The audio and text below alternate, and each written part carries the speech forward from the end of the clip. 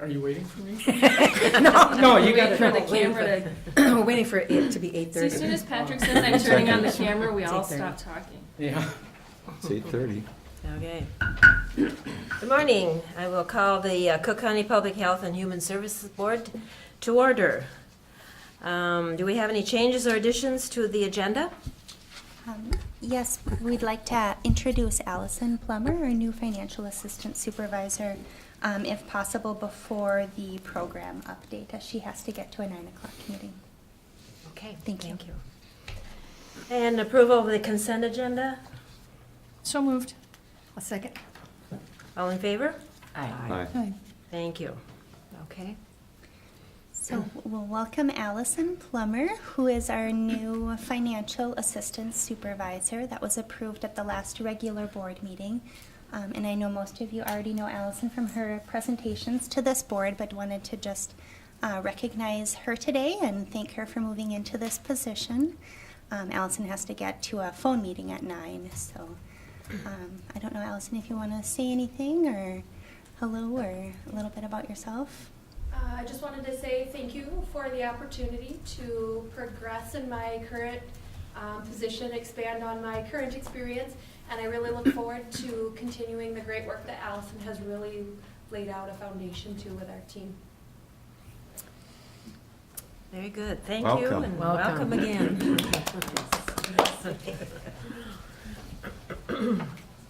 So we will move into our program, which is going to be presented by Greg Bernier on Wilderness Outpatient Treatment Programming Update. Thank you. I'm just going to pass something out for you first. I told this story before, but when I worked for Harry Swift, he said, never do this. What's Because this? it's not information. Oh, before. Because nobody will listen to you, Because they'll everybody read. will be reading it and not listening, but I know it isn't the way this works. No, we need it. Before. We can do both. Yes. And you've got, okay. So I'd like to talk about three things, just the program as it is right now here in Cook County. I would like to talk about something called substance use disorder reform that was passed by the state legislature this year. And then talk a little bit about our substance use recovery court. So the first item, boy, this isn't the way I rehearsed it at all. Do you want to do The it first that way? item on my agenda. If you look at the first page, things have been pretty steady throughout Cook County over the years. We had a little bump in the Rule 25 assessments around 2012, 2013. We were doing quite a few, and then Grand Portage started doing those assessments themselves, and so we were doing fewer, and that's remained about the same. It looks like we're due to increase the number of assessments this year a little bit, but not by much. Clients in outpatient have increased a bit. We're getting more referrals from inpatient for outpatient clients who weren't seen by me in the beginning of their process. I have somebody starting this week that I've never seen. I have no idea who this person is, but somebody else did an assessment. She went to inpatient treatment, and now they referred her back to outpatient for continued care. Our group right now is pretty large. We used to have a maximum group size of 8 just because that was ideal for me. But this year, rather than put people on a waiting list, I've just brought them into the group. And I find that I actually like that better. A bigger group is easier for me. It's better for the clients. We used to have our aftercare program separate from the primary outpatient group. They would meet on Tuesdays from 6 until 7:30, while the primary group met from 6 until 8. They met in a separate room. These are people who graduated from outpatient and were getting some continuing care. The aftercare program is not charged, it's free. Once a person is discharged from outpatient, the billing stops. I no longer keep notes, I'm not required to do anything at all. But Harry Swift and Mary Jane recognized that people's chances to remain sober for a longer period of time improved if we kept doing something with them regularly. And so we just provide this as a free service. And what I've done this year is, rather than have that group meet separately in a different room, it was kind of distracting because we could hear that group in their room and they're laughing all the time. And in my group, we're dealing with the beginning of recovery. And so now that aftercare group meets with us on Tuesdays for an hour, for the first hour. And I found it really helps both groups. The people who are just starting treatment who have all these problems and can't imagine how they're ever going to solve these problems or really change are sitting with people who have done the very same thing. And then for the aftercare group, I think part of their recovery is helping other people, and they're there to just provide inspiration and hope. And I find that they show off a little bit, and they talk about they talk a lot about how their lives have changed, and it's good for the primary group to hear that. So that's the way I'm doing it now. And I like it, and the clients, the aftercare people like it. The primary care people, because they're just starting in recovery, they're a little disturbed by such a big group. But over time, they get to know these people, and they begin to open up. I've been lucky this year and last year that I've had groups that have really supported each other. And I think it's just a fluke of who's in treatment. I'm not doing anything different, but they are. And, it isn't always like that. Sometimes it can be very difficult for everybody, but it hasn't been that way this year. So any questions about the group? So there are 10 people in the primary group, 5 men, 5 women, 7 people in the aftercare group right now. Oh, okay, good. Substance use disorder reform. These are big changes in the way treatment's going to be provided to people with a substance use disorder. We've always known and tried to implement a model of care that recognized that a substance use disorder is a chronic condition.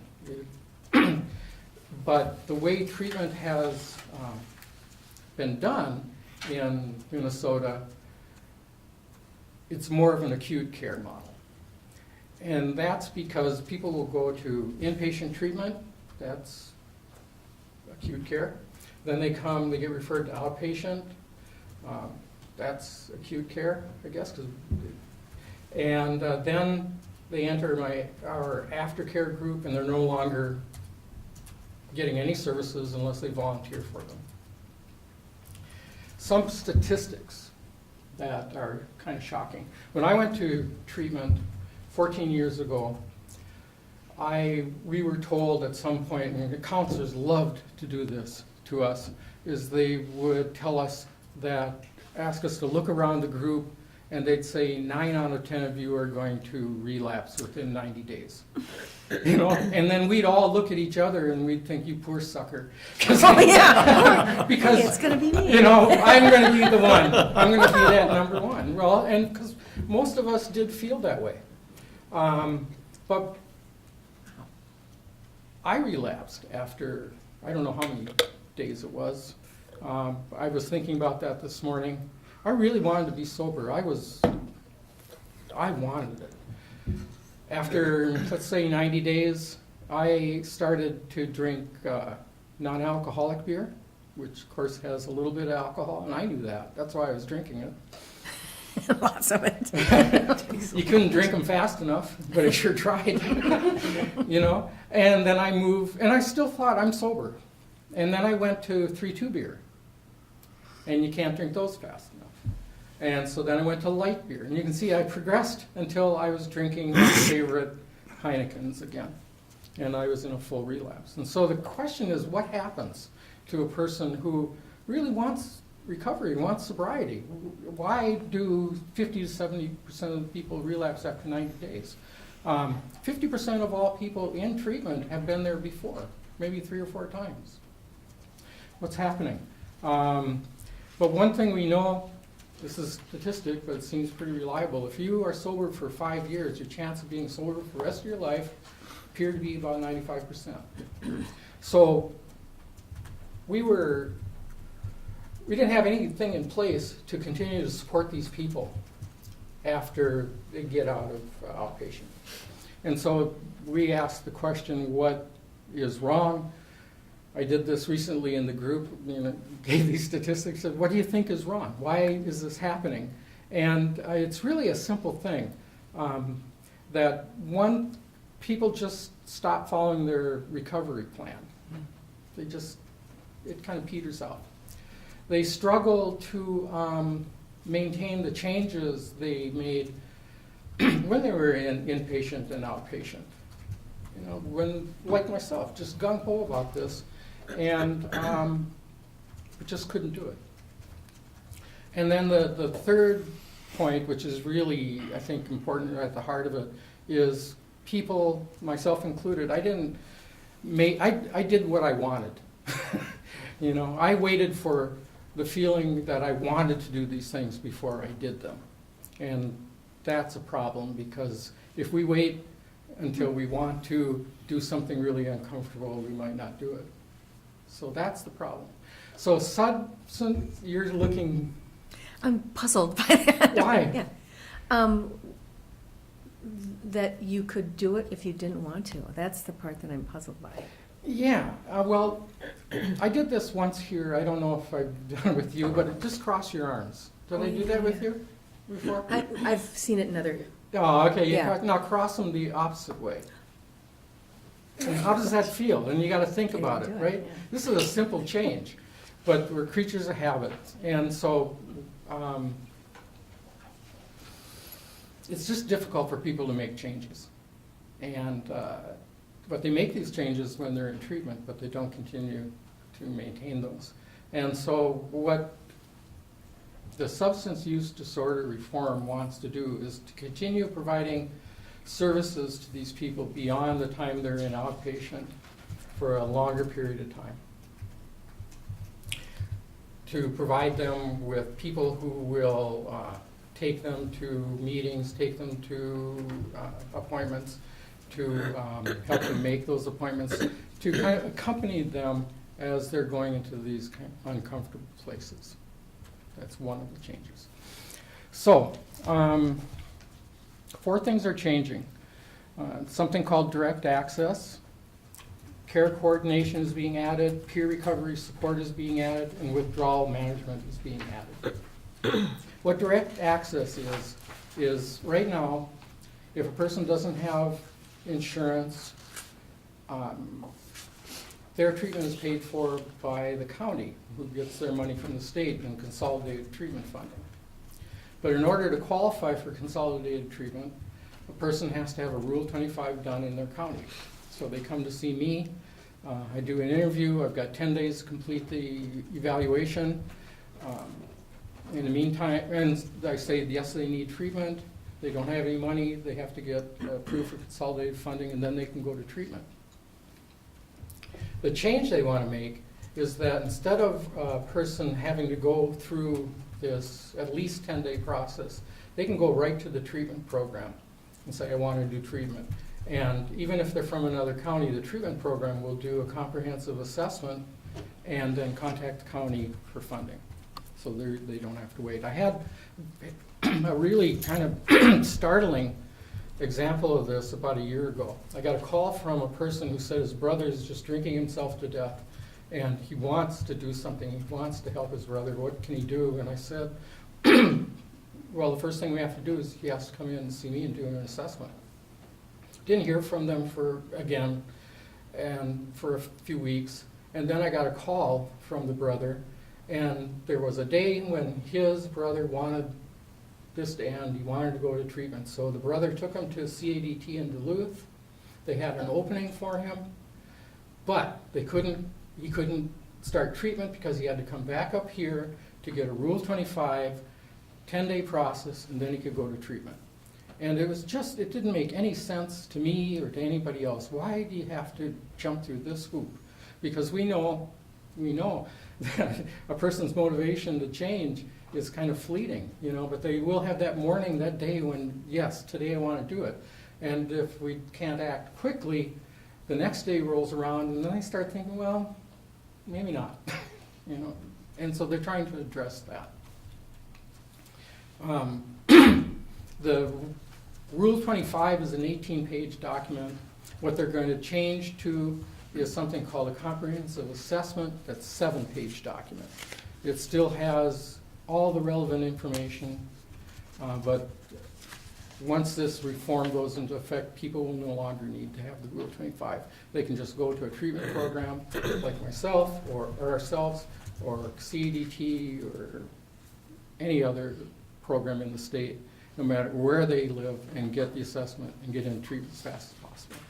I don't know how this is going to impact waiting lists that all the treatment programs have, because we call treatment programs now after we go through our 10-day process, and they have to wait 3 weeks to get in anyway, but this is definitely an improvement.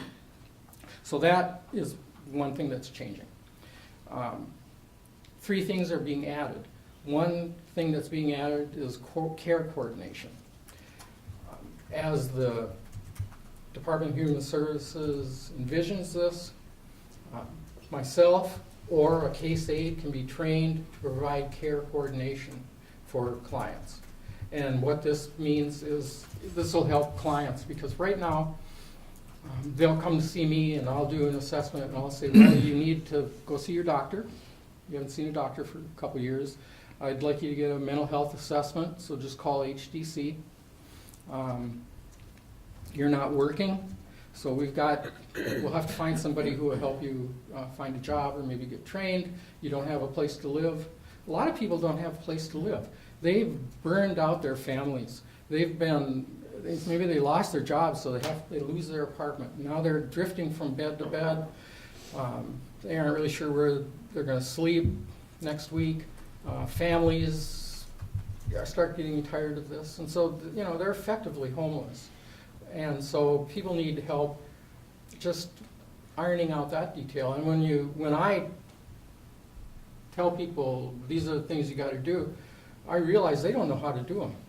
I don't know if you've ever been in therapy, what was that day like when you finally made that call to make an appointment to see a therapist? That can be delayed for weeks just out of fear, and because you wait until you want to do it, and maybe you don't want to do it. So a care coordinator could help a person do that. Wouldn't do that alone. I know how to call. If I'm the care coordinator, I know how to set up these appointments. We're going to set up the appointment. I make the phone call. They're busy, so let's go right over to HDC and just see them and make an appointment. It will help our clients if there is somebody who's being paid to do that. So that's one change. Another one called peer recovery support is another paid position. We're going to be able to bill for this. This is different than a sponsor. Although it may not be different than a sponsor up here, but I think in the rest of the state it is. A sponsor's job is to help a person go through the 12 steps and remain sober. And it's a person in recovery who sees us differently than our family does. Just to tell you a story about myself, this is all confidential, right? It's being It's videotaped. not confidential. Yeah, so you're right. Yeah, they're on TV.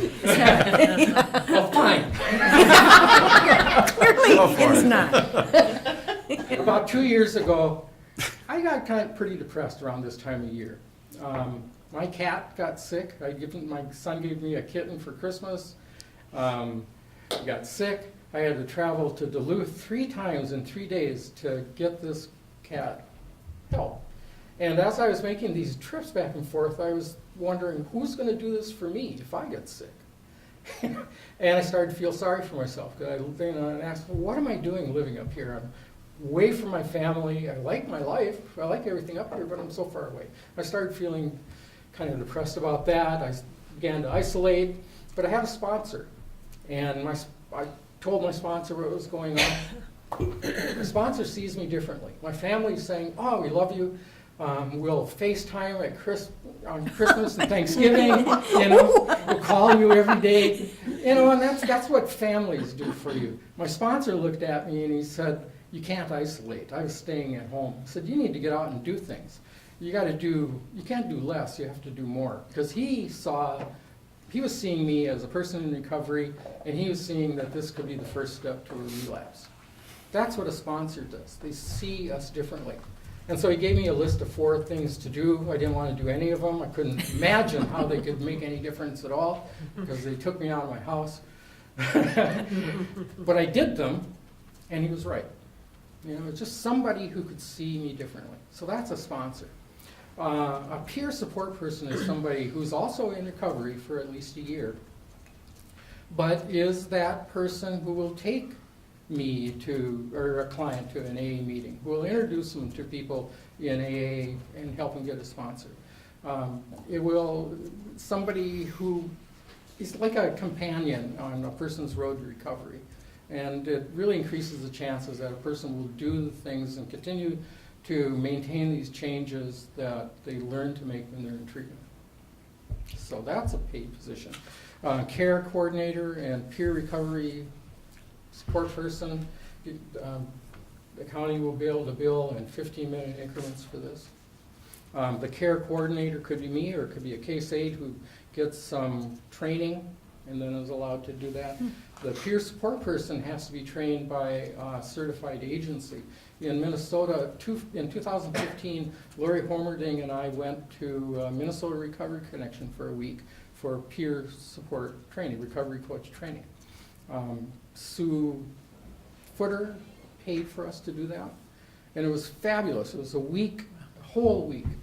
And at the end of it, we were certified peer support people. However, we couldn't do that in Cook County because this Minnesota Recovery Connections geographic area stopped at Duluth. So if we lived in Duluth or in the cities, we would be connected with people who were in treatment or beginning to their recovery journey, and then we'd be supervised by Minnesota Recovery Connection, and everything would be great. But we don't have that up here in much of northern Minnesota. It just isn't there. In 2015, Recovery Connection went to the legislature and asked for funding to expand statewide, but the legislature said no because they didn't want a monopoly. Yeah, they wanted other groups to do this. At least that's what I was told. So this will be kind of a hole in our program right now. And what we've been told to do is just note in our notes and treatment plan that these services aren't available here. One thing that's different up here is what I've noticed with sponsors is they act like a peer support person. There's a person in aftercare right now whose sponsor takes him to medical appointments, takes him to Duluth, really provides this kind of service to his sponsee, and I've seen that happen a lot. But I think in greater Minnesota, Department of Human Services experience with sponsors is that they don't do that, but we're different up here. So I think there's room to not bill for this service, but to see that it happens. We'll see. And I expect over time, maybe a short period of time, our geographic area will be covered by a group like Minnesota Recovery Connection, because it's just such a glaring omission. Yeah. And it's so important to this reform. So how can we not do it? The last thing is called withdrawal management, and that's really not going to affect us at all. This is what we call detox.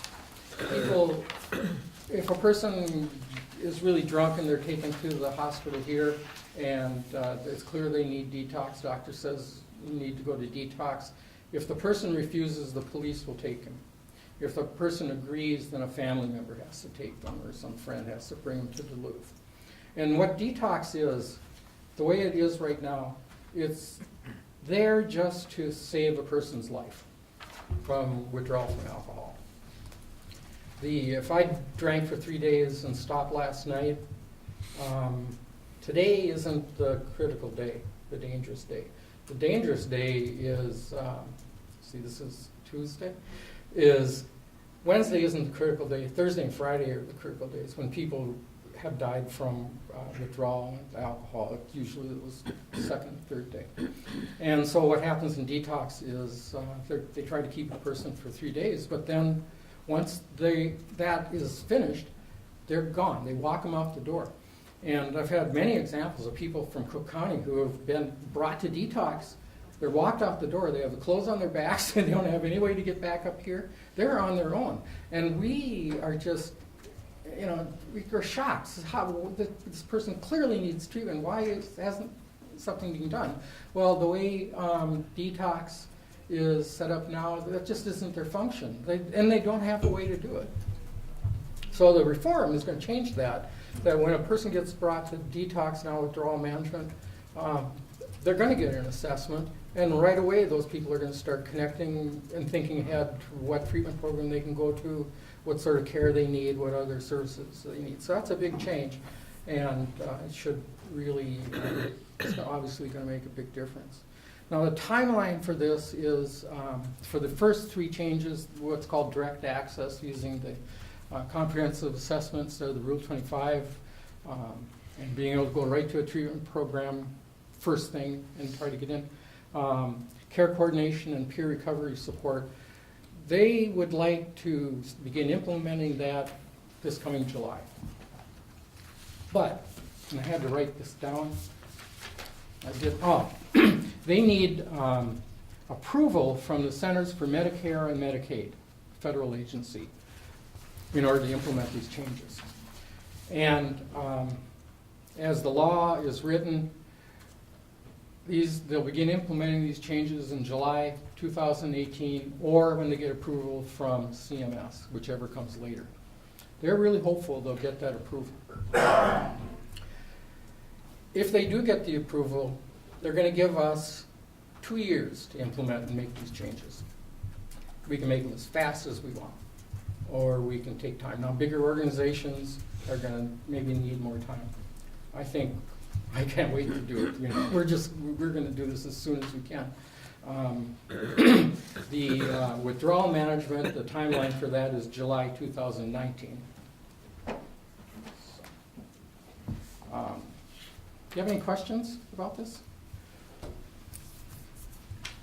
Okay, let's open it up for questions, comments. Jerry? Greg, a great presentation. Thank you. That you're here. What happens now then if somebody is sent to detox and then they're just put out on the street? Do we have anything going on to go help them at that point, or can we send anybody, or is it still really a big hole in the service? It's a big hole for some people. Usually if a family or friend brings them down, they know they're going to have to pick them up. But we have had people who have just been out on the street. And part of the problem is the person doesn't have to stay there. They can leave anytime they want. And a lot of the people leave on that second day because these aren't really pleasant places. All the denial that an addict has just is on display in a detox. You look around at these people and they're not like me. I don't have this problem, and I can't wait to get out of here, and they're free to go, so often we do leave. And we've had calls, how are we going to get this person back home? So you have to find somebody to take, is willing to go down and pick them up. you know, but it's left to our imagination and resources to solve this problem. The new reform, we won't have that problem. So these are really great changes, and they're rolling them out fast. I was getting memos about SUD reform, and I'd look at it and I'd put it down, and then I was talking to Faith Clark. I don't know if you know her. She's Agape Professionals Counselor, runs the outpatient program there in Two Harbors. We went to, she called, I was talking to her on the phone, and she asked me about SUD reform, and I said, yeah, I've heard about it. And she was just all up in arms. Really, what do you think? What do you think about it? How are we going to do this? And then I started thinking maybe I missed a memo because I haven't been worked up about this. And I went through the memos and I realized, well, I don't really understand how they're going to do this either, or what these changes mean to us. They would say comprehensive assessment, no explanation of what that was. Peer recovery support, no explanation of, they just say it has to be certified. Well, certified by who? A lot of questions. And so in the summer I went to Duluth, and people in my position, I guess, from northern Minnesota were there. And DHS people were giving this presentation. And as they try to explain these reforms, I just have question after question going through my head. And I'm feeling stupid, you know, because I'm thinking everybody else must understand this, but I don't. What have I missed? And then Faith raised her hand, and she asked all the questions that were on my hand, and you could just see the room relax. Finally. People didn't know what these changes meant for them either. They're just DHS, and I can believe they're right. They're just trying to move as fast as they can with this. When the comprehensive assessment, for instance. At that meeting, we were told we were going to use a comprehensive assessment. It looks just like the one you use now for treatment. You know, people come to me and have a Rule 25, but when they get into treatment, I have to do this comprehensive assessment. That's the document the state wants. They don't care about the Rule 25. So I thought, great, I got one of those. I can do that.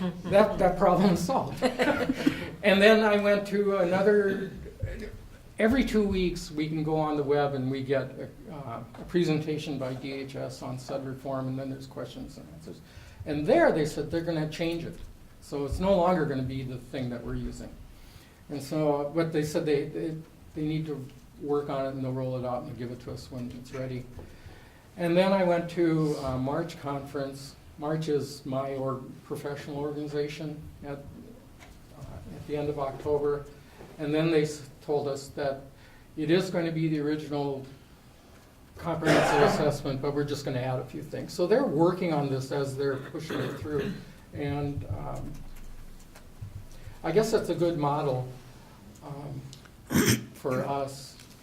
And it's for clients. You don't have to know how you're going to do everything before you start doing it. Okay. But it's hard for us, and you know, and it's going to be bigger changes for bigger organizations. But they'll tell us what the comprehensive assessment is, and we'll use it. So. Yes, Carla? I just wondered if with time, and this is more extensive as I see it, you had Lori with you before. Mm-hmm. Excuse me, would there be a need to have someone part-time with you, or is there a need to build a cadre of volunteers from the recovery community to help? Yeah, I see volunteers Okay. from the recovery community. I don't know how it's going to look. I mean, right now, I'm talking about peer Right. support. The care coordination, that can be a case aide here who gets the training and then they can do that job. And the peer support person, though, what DHS is telling us is we can't do that. We can't cobble together something. I can't cobble together something on my own and call it peer support, even if we don't pay for it or charge for it, because that will be against the law. But I think if sponsors understand what, I don't know what to do really, because now we're asking sponsors to be peer support people. I don't know the answer to that. Right. Now, I'm hoping that they'll just see the gap and maybe extend Minnesota Recovery Connection to the whole state and then allow us to do it. They have to address it somehow. Right. Yeah. This reform will probably be less work for me. Maybe, I don't know. What's going to happen is probation is still going to send people to me for an assessment. Social services still send people to me for an assessment. It'll perform the same function as the Rule 25. We'd have the comprehensive assessment, then the next document is a shorter one called the summary. That's where you will still use the 6 dimensions that we use in treatment and Rule 25, intoxication, medical condition, mental health, willingness to change, continued use potential, and recovery environment. And so we'll assess those things here, and if they're appropriate for outpatient, recommend outpatient. Appropriate for inpatient, recommend inpatient. One of the changes, though, is self-efficacy, that the client is going to choose the program they want to go to. It's because we know the more a person is involved in the decisions that are being made about themselves, the more likely it is that they'll follow through. So. Jerry? In your outline that you gave us ahead of time, you said that alcohol and methamphetamine are the major drugs of choice in the outpatient population. So I'm wondering, well, what about opioids? Are you seeing much in the way of opioid addiction and part of your program and so on? They lie about that. I mean, but in the beginning, but then as they're in treatment, yeah, I've used opioids.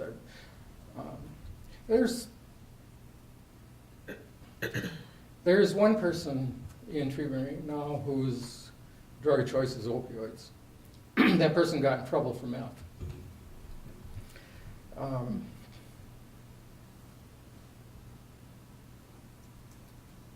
I guess just looking at the clients I've seen this year, I know there's an opioid crisis. What we continue to deal with is alcohol and meth up here. But, part of that is because I think that several years ago, Harry Swift started these quarterly meetings with the doctors. Harry Swift and Steve Borwood did this because they were seeing opioid use just running rampant, and they knew that there were a lot of prescriptions for opiates that were being traded and abused. And the doctors, when they became aware of this, they really monitor closely their prescriptions for narcotics now. So maybe that had an effect. So you think that maybe that the opioid crisis, so to speak, has been ameliorated to some No. extent by this? No, I'm aware of 2 people who overdosed on opioids, went to the ER more than a year ago, and I never got a referral for them. I knew who these people were. I heard they were in the ER and heard they overdosed, and I never got a referral to see them. But that happens in the ER. If they'd seen a doctor at the clinic, I'd have gotten a referral probably. So I'm just not sure. I assume it is happening. One thing I've seen either clients admitting to or there really is an increase in is injecting. It would, if I look back at some of these 2011, 2012, boy, you just never heard about somebody injecting. Now people are injecting, and that's really becoming more common. So do you think But- we should be doing something different or more in Cook County to deal with this opioid crisis? Identify people and get them in for an assessment. Now, when I was at the March training, I got trained to use naltrexone.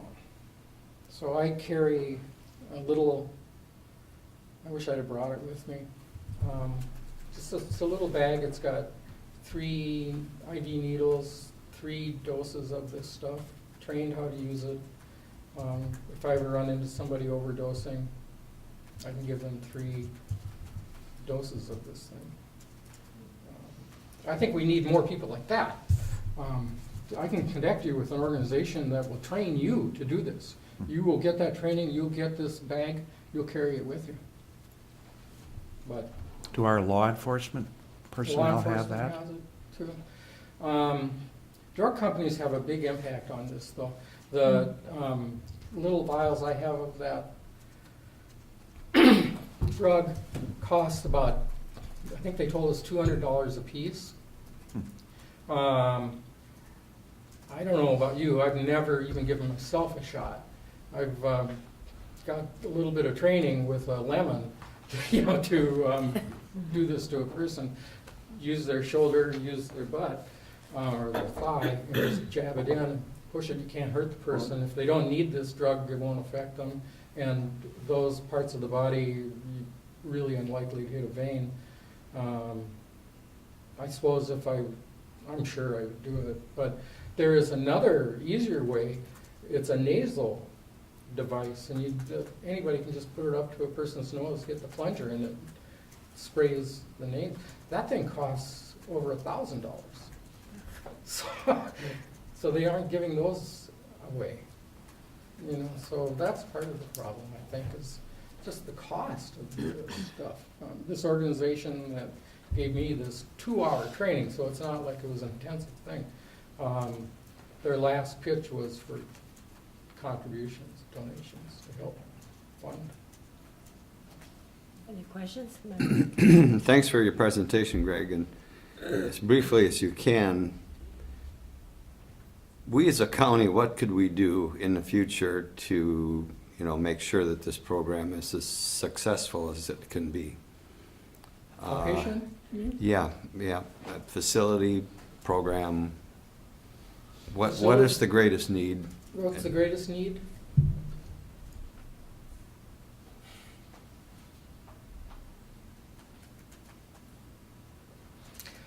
Ask the legislature to extend coverage for peer support up here. Without that, it's a big part of this program. We can't do it.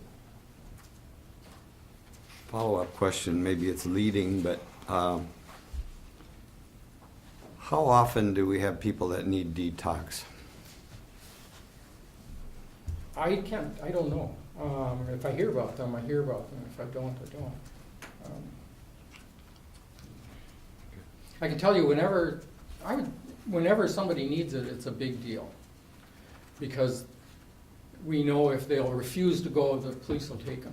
If they want to go, then somebody else has to take them. So just getting them there is hard. One of the clients in treatment this year had been drinking and decided he wanted to get sober. So he went to his doctor and said, I got to stop drinking, and the doctor helped him with it. Started drinking again, went back to the doctor helped him again. Went back a third time, and the doctor said, each time I help you, I tell you, you need to go to detox, and you don't go. This time I'm not going to help you. And I was called, and by this time this person actually had a sponsor, so he really did want to get sober, but he just couldn't stop drinking. The two of us went to the ER. The guy was just ready to quit drinking, but he wasn't going to follow the doctor's advice. And so he did not go to detox. He's sober now, but distance is the big, it's just such a barrier up here. I don't know how to improve that, except other than get to people earlier. Thanks. Other Sorry I comments don't or have questions? answers to these questions, but I just don't. Any other comments or questions? So, Greg, you're speaking to alcohol and drug use. Is it all sort of the same treatment, all kind of the same, whether it's opioids or alcohol or meth? I think your structure is the same. Mhm. It's a pretty specific structure. Do you see that there are deviations from that might be more helpful in treating specific drugs or? All the mood-altering substances affect the same part of the brain. Yep. So in the disease illness model, you identify the organ that's affected, and you make the repair. And so that part is the same for every drug. First thing a person has to do is abstain. Got to stop using, so the brain can get the message that it has to go back to normal. So would there be different things to help stopping?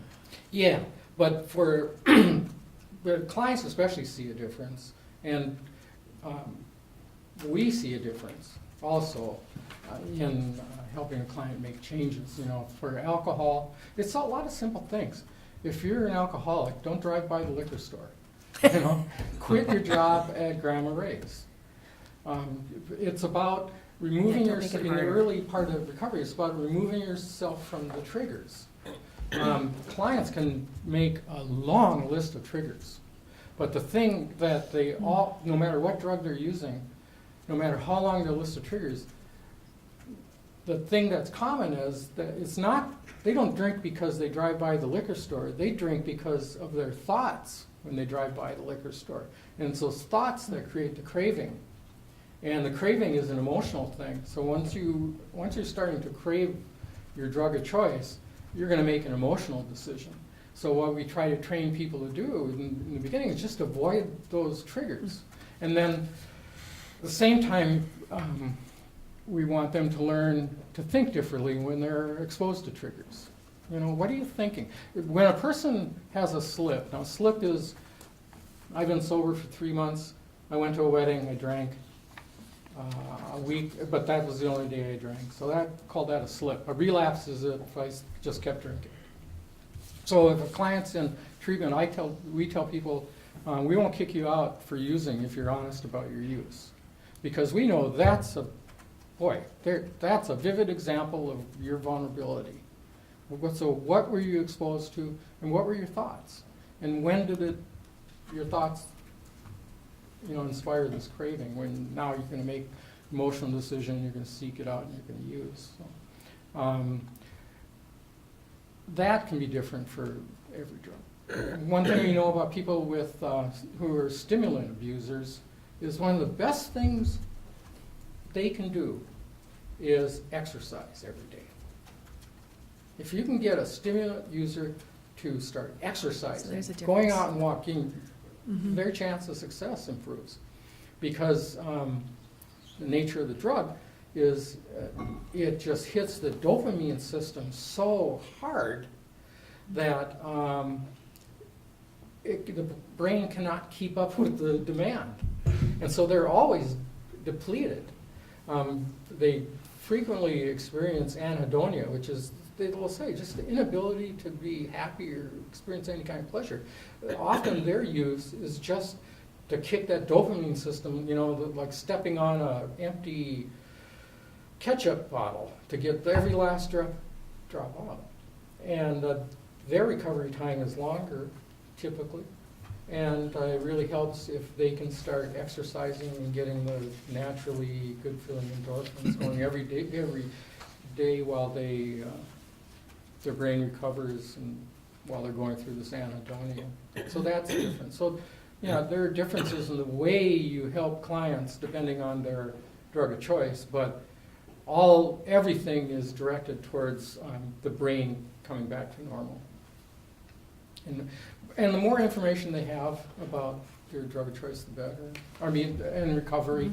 And so we show them, it's so wonderful now, you can actually show photographs of a brain and the different electrical activity in the brain when a person is exposed to triggers, the difference between the brain of a sober person and an addict.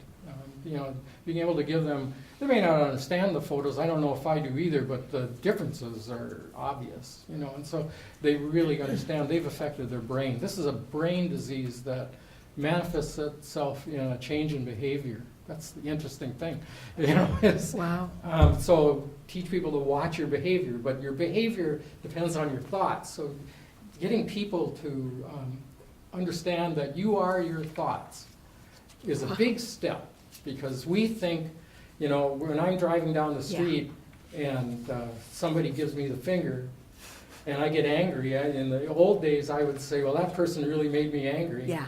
But it wasn't that person. It was what I was thinking and believing about what happened. That's a really interesting and intriguing way of thinking about ourselves, but it's new for most people in treatment. And so it takes a long time for them to understand that they really have a lot of power if they can just control their thoughts, if they know when to do that. And the way we try to teach them to do that is, what was I thinking at the time that person made that gesture to me? And am I right?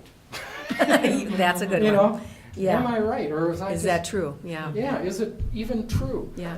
People have a lot. We deal with a lot with anxiety in treatment. It's just amazing how often that comes up as a trigger for treatment, and it really helps. At least it helped me, is to ask the question: all these things, awful things you're worrying about that might happen, do any of them ever happen? We're wired to imagine the worst. You know? And we're also wired to think if we don't worry, it will happen. Yeah. Or really That we're actually superstitious. preventing it by worrying. Yeah. Well, it feels natural. Yeah. I gotta worry about this. I gotta plan for this because the worst thing is going to happen. Yeah. But it often doesn't. So if we can encourage people to just examine how they're thinking in that moment. It's hard though, because right away we're talking about just what's the problem. Do you want to meditate? Try to meditate at the beginning of every session for 10 minutes or so. Nobody wants to do it. I don't want to do it. It's anti-art culture. I don't know why, but boy, do we like doing it. But at 6 o'clock, we don't want to do it. At 20 after 6, we're glad we did it. So, it really is important to teach people not to wait until they want to do something. To start doing it now. You'll want to do it later. And that's AA. AA was brilliant. We'll take one more question or comment. So the last futures that I was at in September through the Association of Minnesota Counties, we had Dr. Mark Thomas from the University of Minnesota Neuroscience, who is dissecting the brains of addicts for that nervous system, and they are experimenting on mice how to, instead of getting people to change their behavior, because we don't want to, to actually find that trigger point and figure out if there is a way to activate that. So you've got an addict, is there Depends on how long mine takes to. Yes, okay. fire in the hand? Okay. I would like to call the Cook County Board of Commissioners regular meeting to order. Let's rise for the Pledge of Allegiance. Pledge allegiance to the flag of the United States of America and to the republic for which it stands, one nation, under God, indivisible, with liberty and justice for all. Okay. And adjustments to the agenda, we have one. Yeah, Madam Chair, thank you. I do have one, in addition to, there was one other item approved for recommendation by the Personnel Committee last week, and that was to approve a revised job description for the Administrative Office Assistant in the Administrator's Office. And so I'd like to add that under 5B. Great. Thank you. Any other adjustments to the agenda? Do I hear a motion to approve the agenda? So moved. Support. Thank you. All those in favor say aye. Aye. Okay, and I'm sorry I don't have my sheet to read the message, but I think I have the gist of it memorized. So it will not be exactly word for word as I've done in the past. But at this time, we will invite the public to come to the table with their comments. And I'm assuming that there are some people that would like to speak to public comment or great. And this is an opportunity for the public to be heard and to speak for up to 5 minutes, to speak to an issue of county concern. Comments must be civil and address the board. So please, at this time, Ray, are you Ms. People. And then if you would also state your name and address for Surely. the record as well, and then sign in on the sheet. Thank you. Hi, I'm Ray People from Lutzen, 623 Caribou Trail in Lutzen, and a member of the Lutzen Town Board. And thank you, ladies and gentlemen, for this opportunity to speak. I'm just wondering about this pictometry proposal of more monies to be spent. Is there already this program owned by the county and you're just wanting to expand the coverage? We can't answer questions during public comment. I'm sorry, that's the part I left out. We can't answer questions, but we can, and I forgot to mention this, we can, any of your issues, we can during commissioner concerns, which actually will not be that long into the meeting today. If you want to hear what we have to say about your concerns, we can pick them up during commissioner concerns, which will happen at about 11 a.m. So you are very welcome to stay and hear And hear anything your that we choose to. response to Yes, my question or whatever Yes. is going on with this? exactly. Because I don't know, I would hope that each of you have been able to read the response to the taxpayer survey, which was an overwhelming response. And I'm just saying, as you know, a citizen and taxpayer, retired, with a husband who is retired, that to look so very closely at the money that is being spent. I think that we've said over and over how important it is that needs be taken care of. But the things that are not needs, that are not law enforcement, and the things that government has a responsibility for, to really think very hard. What are other options? For a bike trail, do they need to do some fundraising? As a board member of town, of Lutzen, boy, I've been out there fundraising for one of our, celebrations, and for Birch Grove, fundraising. Because, man living, it can't all come from taxpayers who are really feeling the pinch, because it's not just taxes, it's energy costs that go up, and food costs that go up, and the budget. And so if we can run our county government like you would a household budget and look and say, these are the things we absolutely have to have, these are the things we would like to have, but dear ones, if the money isn't there, we're not going to be doing those.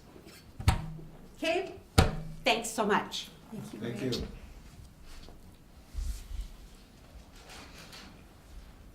Okay, Todd, you're welcome to come forward.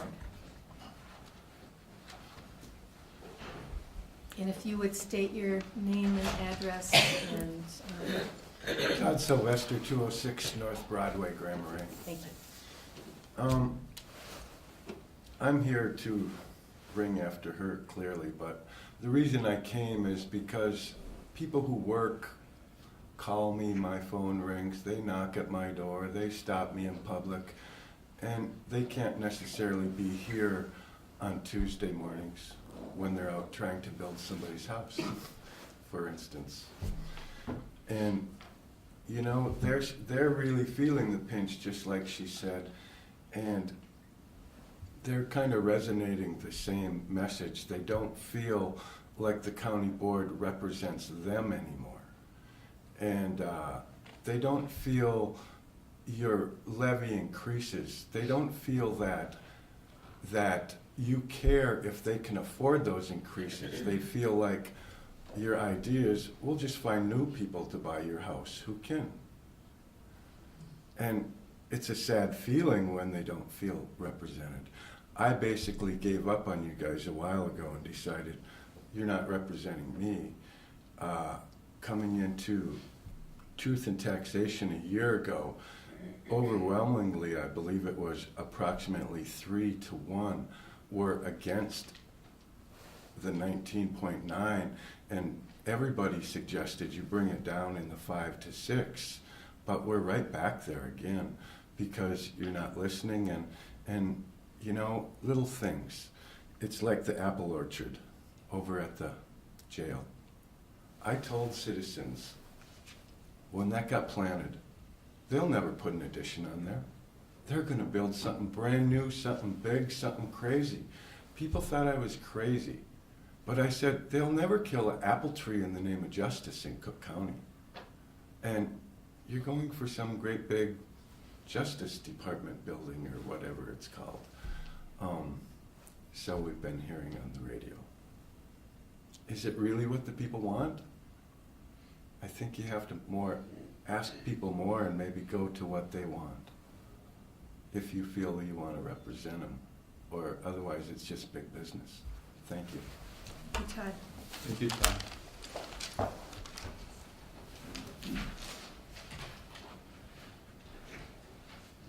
Lloyd, are you speaking?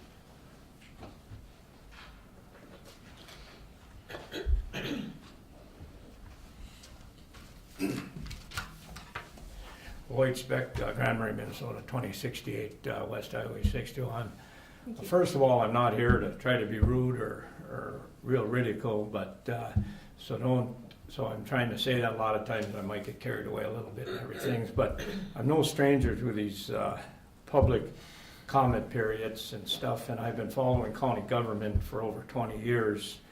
And what I'm afraid again today is what normally happens is every time people from the public generally talks, it goes on deaf ears. And I hope today it don't, because I'm real concerned in a position like I'm in also. I'm trying to sell all my property and because I know I can't keep paying the higher taxes. And I don't mind paying my taxes and whatever. I've paid it for, I was born and raised in this county and devoted my whole life here. But I do know if these levies go through that are being proposed, there's going to be many people in this county that are going to be forced to leave here. And I'm dead serious. I talk to a lot of people, and that's what they say. And even a lot of business people, with these increases, you know, they keep talking about low-income housing and whatever. And they're going to have, they told me, well, we'll just raise our rates, or, you know, most of them say that. And the other half say, we'll just sell and get out of here. Well, it's going to come to a point sooner or later where the chicken's going to come home to roost, and cuts are going to have to be made. And I know, like what happened after last year, I think the budget started out 20, maybe 24%, whatever, finally got down to 11.22.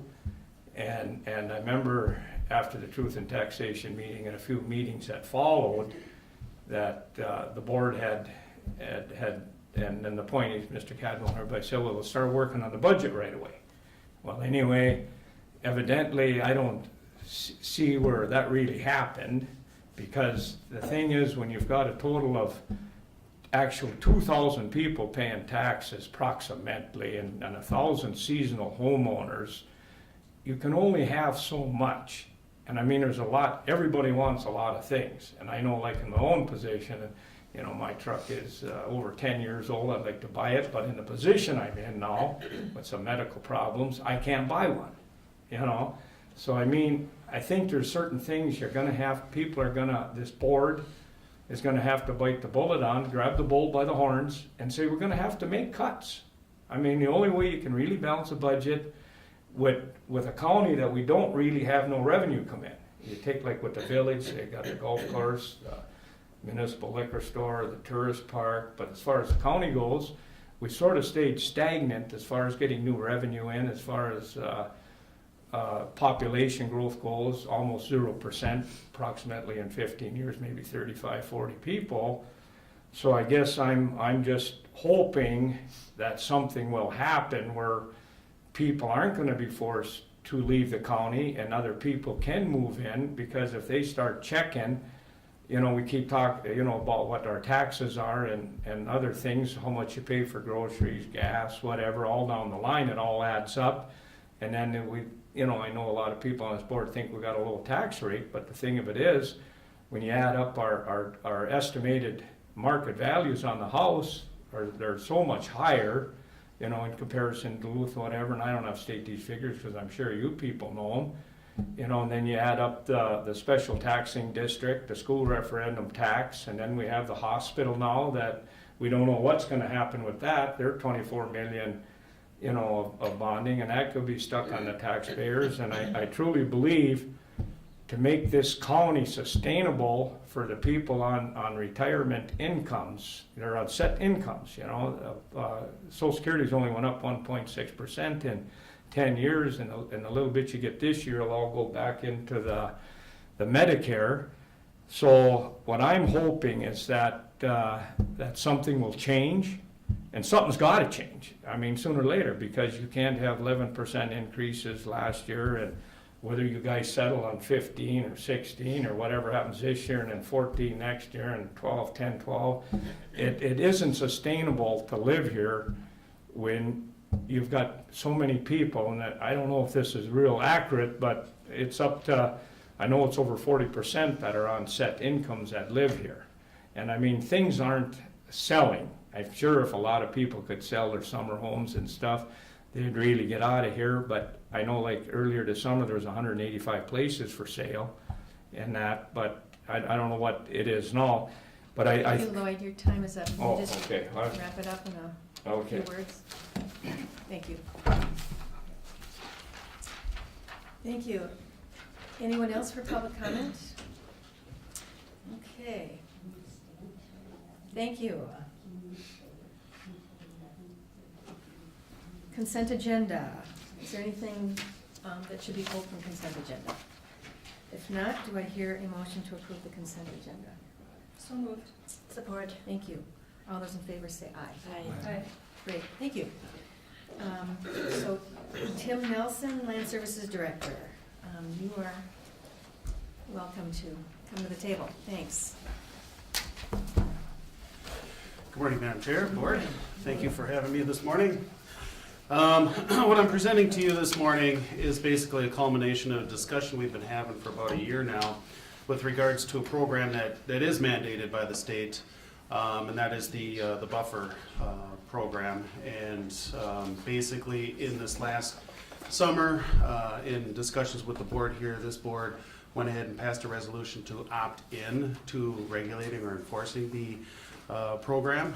There are two options. The program is one of those mandated services. So either we would be enforcing this or the state of Minnesota would be enforcing this. So there is a certain amount of value to the county to having this program regulated on a local level as opposed to having the state regulate this.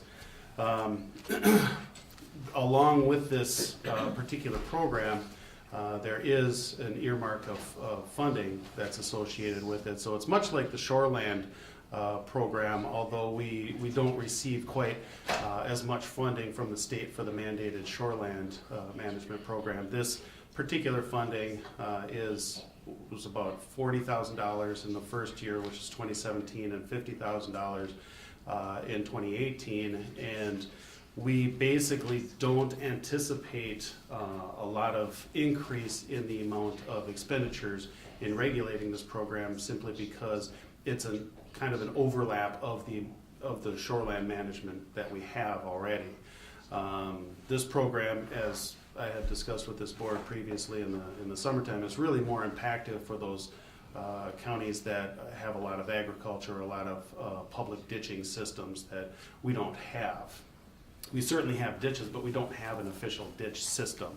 And so this ordinance the adoption of this particular ordinance and the culmination of the discussions we've been having is not going to have a lot of impact seen by the general public or the property owners, simply because we've already been regulating this area in with the shoreline management ordinance. But we do have an ordinance that is drafted up. We took it from the the Planning Commission at the public hearing a few weeks back, and they basically just wanted a little bit of clarification in terms of where the jurisdictions separated between us and the DNR or Bowser Board of Water and Soil Resources with regards to this program.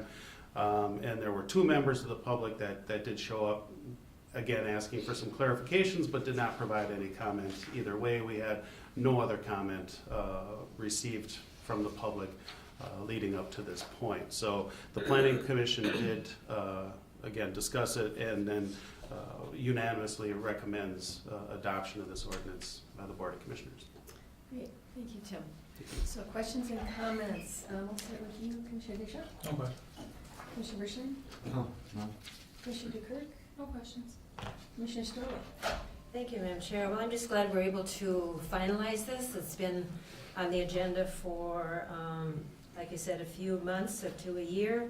And when you read in the paper about this, it really pertains to agriculture and so forth. So I'm glad you're kind of tying it in with the water also, because we don't have a lot of agriculture here. So thank you for doing that. Great, thank you. Do I hear a motion? So moved.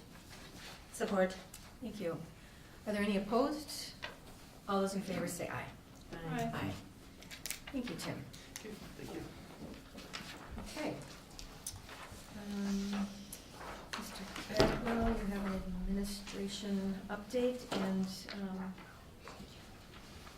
then the item, the action item. Madam Chair, I don't actually have any items for administrator update today, but if I will answer questions if you have them.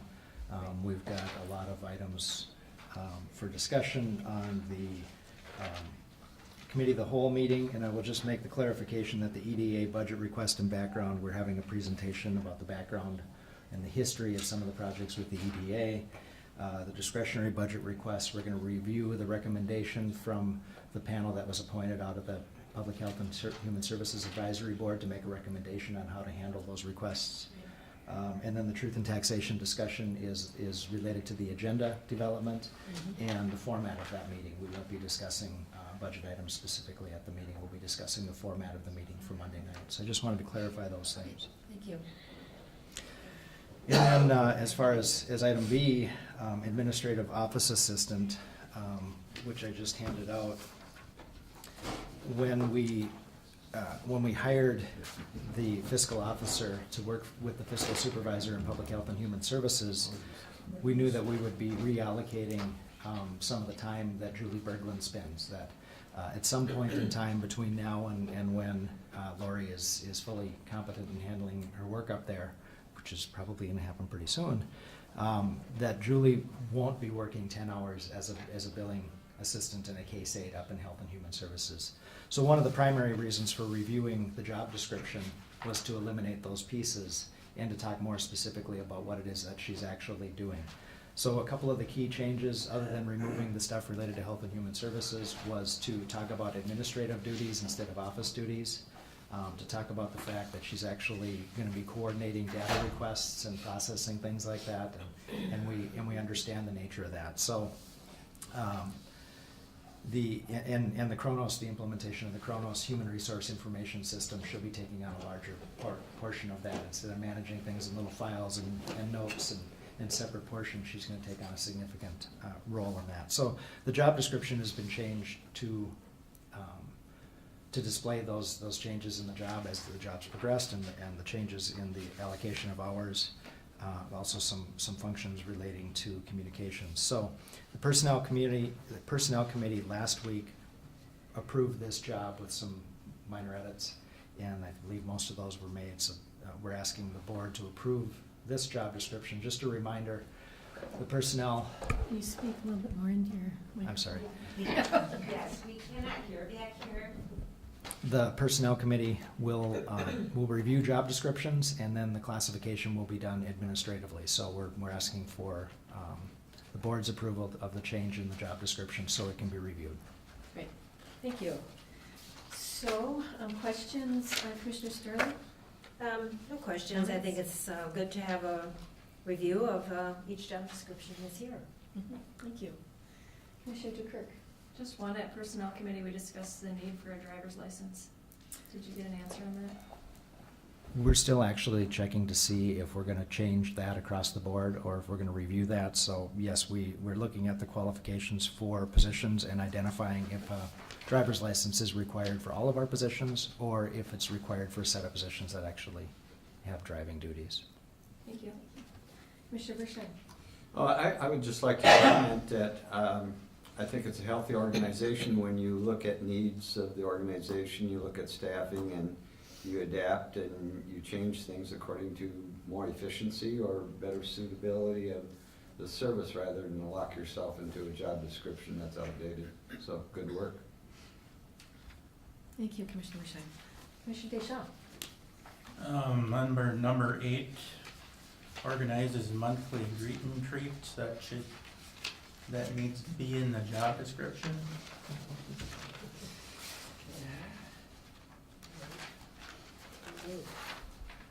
On the second page. Top of the second page. It could probably be changed to be in a general way to be dealing with staff functions and coordinating staff functions. Yes, it is a specific task, and it probably best represented as in a more general task saying coordinating staff functions. All right. Have you ever been to a greet and treat? No. You gotta make it.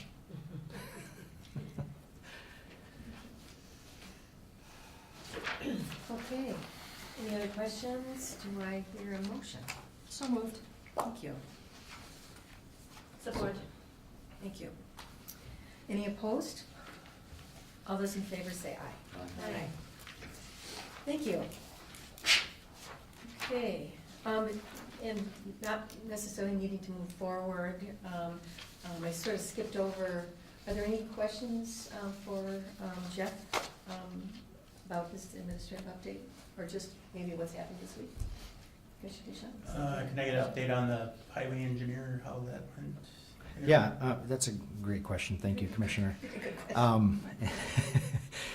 We met and we interviewed 2 candidates. We had one candidate of the 4 withdraw, and we had one candidate not appear for their interview on Friday.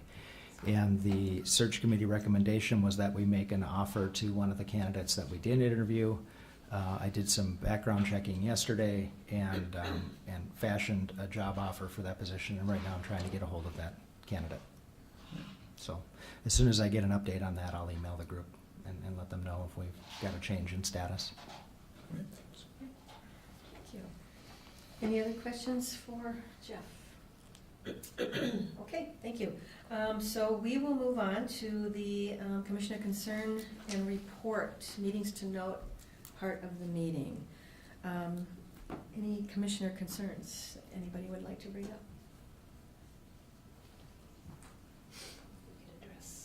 Commissioner Starley? I was wondering if we want to address Ms. Peoples' question about the pictometry? Yes. Yes. It's not a machine. It's something. It's a system we already have. So we're not bringing in a big machine, putting it in Rena's office. Right. So it's a system that we already have and it needs to be updated. And we're doing it in conjunction with the DNR Forest Service. We haven't determined yet what they would contribute to it, so we're waiting on that before we make our final decision.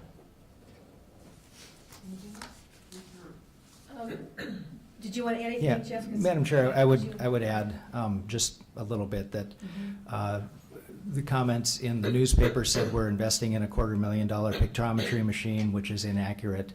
It also says that that information is available readily and freely from Google, and that's inaccurate because Google and those other searches are actually populated by the data that the local agencies bring together and update. So that data doesn't get updated if we don't update it. And in all honesty, that data that we last updated 6 years ago is crucial in making our staff as efficient as they are. A lot of work can be done from our offices and with our desktops because we have accurate data. We're looking at probably 6-inch or 3-inch detail on this stuff, and this year we're going to have partners with the city, with the Forest Service, with Grand Portage, with everybody everybody coming together and owning the need to keep and maintain this database so that we can do things efficiently. A lot of it has to do with county services, but then it becomes publicly available and it's used by lots of people in the community, realtors and assessors and everybody else that needs access to the data. And that's how a lot of our stuff on our website is driven, is by that data set. So the actual $250,000, the price is actually going up because some of the partners are asking for additional level of detail, but the price to the county is actually going down because they're also sharing some of the base costs with that. And the decision to move forward with this has already gone forward. We'll be having the final contracts and lists coming before the board in December so we can get this stuff, get this process moving quickly. Basically, we pay for this because we don't have a plane and we don't have the cameras and we don't have the staff that evaluate this. So we purchased this from a company that's specialized to do that. Our costs have come down significantly from the initial number of $250,000. The Forest Service, I know, is coming in with over $125,000. So. Great, thank you. Other commissioner concerns? Meetings to note? Nothing. I got my 17 meeting on the 28th. Yes, thank you. in Grand Portage. Do you want to speak to that whole, the meeting is on the 28th? The 28th, it's gonna be the presentation of the work that's coming next year on County Road 17. Great. And it will be led by an engineer firm? MSA. MSA, Jason DiPiazza is the primary contact with that process, and myself and Scott Benockham will be there at least representing the Highway Department staff. And yeah, so it should be a good meeting, 5 o'clock on Tuesday, the 28th. Yeah, I think it's gonna be a real positive thing for Grand Portage. That road hasn't, it's a CASA road, it hasn't been touched since 1963, so people of Grand Portage are very excited to see something done in our district in Grand Portage. Exciting. So I would imagine you'd have great attendance at that meeting. Yes. And I know from our meeting around County Road 45 that was done last month, was really well attended, and I think alleviated a lot of people's fears about the process, and it was just a really, really good meeting. People left completely with a different frame of mind. Madam Chair, I have a report. I was at the Arrowhead Regional County meeting last week, and John Ongaro, who is the legislative liaison, asked us to consider a few things for legislation when we go to our Minnesota countywide meeting in St. Cloud. We'll all be receiving issues to vote on, and some of this already came up when we had District 1. I'll just briefly mention them because the secretary of the Arrowhead will be sending out to us an update on what we should be considering for bonding next year because of the legislature's a bonding year.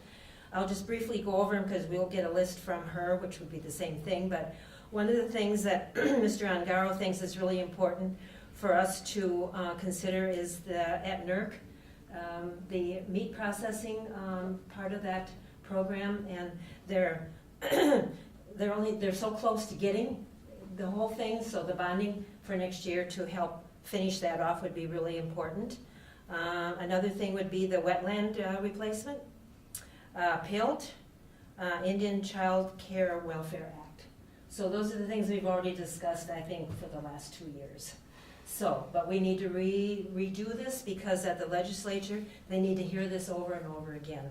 So by email, we'll be receiving those things and issues to vote on. And we can either do it individually or as a group, probably as a group when it comes. So I just wanted to give you an update on that. Great, thank you. Commissioner DeKirk. Just one item that was brought up during public comment. I don't really know, I didn't understand the question, but it will be discussed in the EDA budget, but I know not everyone will be here for that. The $25,000 for the administrator of the Superior Cycling Association request has been removed from the EDA budget. Just so everyone is aware, it has been pulled. It was voted on and removed. Thank you. Commissioner Gershon. Yes, yesterday we had our third meeting of the Sawtooth Bluffs Steering Committee. And I would just like to announce to the public that there will be an opportunity for input. We're working with the city, the county and the city are doing a joint working agreement with the Arrowhead Regional Development Corporation that's facilitating this. They also have great technology services.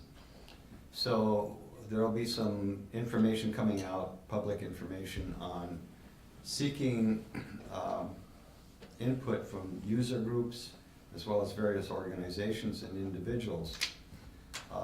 This land has got county and city land in it. The intent is to have some kind of regional park, but also a focus of this will be community use. And so I know that the dog group, I think ATV group, they'll be invited. Snowmobiles, there's a trail that runs up there, it's a hiking trail. And we want to emphasize that we want input from all people. And the first phase of this will be an interactive kind of map that will be done on computer. And it'll give people opportunity to see what they would like to have in that. Phase 2 of that will be, we have a lot of environmental impact issues up there, and there's a lot of that land will never be used for anything because it's wetlands, or you can maybe put a little bridge over part of it, and then you have this tremendous slope. So, and another issue is possibly looking at some of the land for potential, residential development or some kind of development that we put under the term of amenities. And so when you see the term amenities in that, it's going to mean, it could mean cabins, it could mean some kind of trailhead facility or whatever. The intention of this is to get legacy funding money and not to be at any kind of local expense. And so that's the process we're going through. The process itself will determine whether the feasibility of this is going to happen, and so a lot of that's going to have to depend upon what the people want, because it's city and county land. And this is something that is long range. It's maybe not going to happen a lot in my time or some others' time, but maybe those a lot younger than me. But I think we're looking ahead of what we can do, and also to get support from legacy funding, which is very interested in this concept of looking at that. So, just want to give an update. Thank you. Thank you. Jeff, you looked like you were going to say something. Madam Chair, there were two other questions that were raised during public comment that I think we could address easily. And the first is the comment that we're going to build a criminal justice center, and the fact of the matter is we are going to contract for a jail study and an RFP, and part of that, if we determine that there's a need, may be to look at the building and may make recommendations. And we have no idea what the scope of that process is yet, but next week I will be bringing you the proposal that has been vetted by that committee, so that you can affirm the decision of the committee and the contractor to begin going forward with the study, so that we actually know what our needs are, and we can look 10, 20, 30 years down the road and try to plan for a better future and not make short-sighted mistakes in building planning. So the money for the study was approved much earlier in this year. No money has been set aside for any project. When we were talking about doing financial management planning, we were talking about identifying the fact that we would have capacity to take care of our buildings in the future.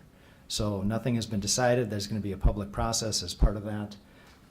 But it's important to note that there is no plan for a big building. I'm not saying there won't be a future plan for a building. I'm saying that this process will help us to determine that.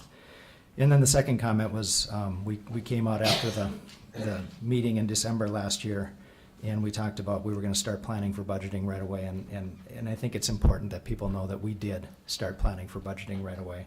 I was in Brady's office the day after the final budget was issued. We were looking at numbers. We were looking at long-range plans. We've had a budget committee meeting since March of this year. We added 4 public outreach meetings in August. We've created an addition to the website where we've made all those materials available. We put additional information that came in with the tax statements this year. I think we've done everything we said we were going to do as far as making the budgeting process more accessible to people. And it's important to note that the board has been working on this, and there are two ways to balance the budget. The budget is structurally deficient, and it can be balanced one of two ways. We can cut the programs and services we offer, or we can raise the amount of money that we have to offset those programs and services. And throughout this conversation, we hear people say it's a hardship. We hear people say cut costs. And at the same time, we don't hear any recommendations about which programs we're willing to do without.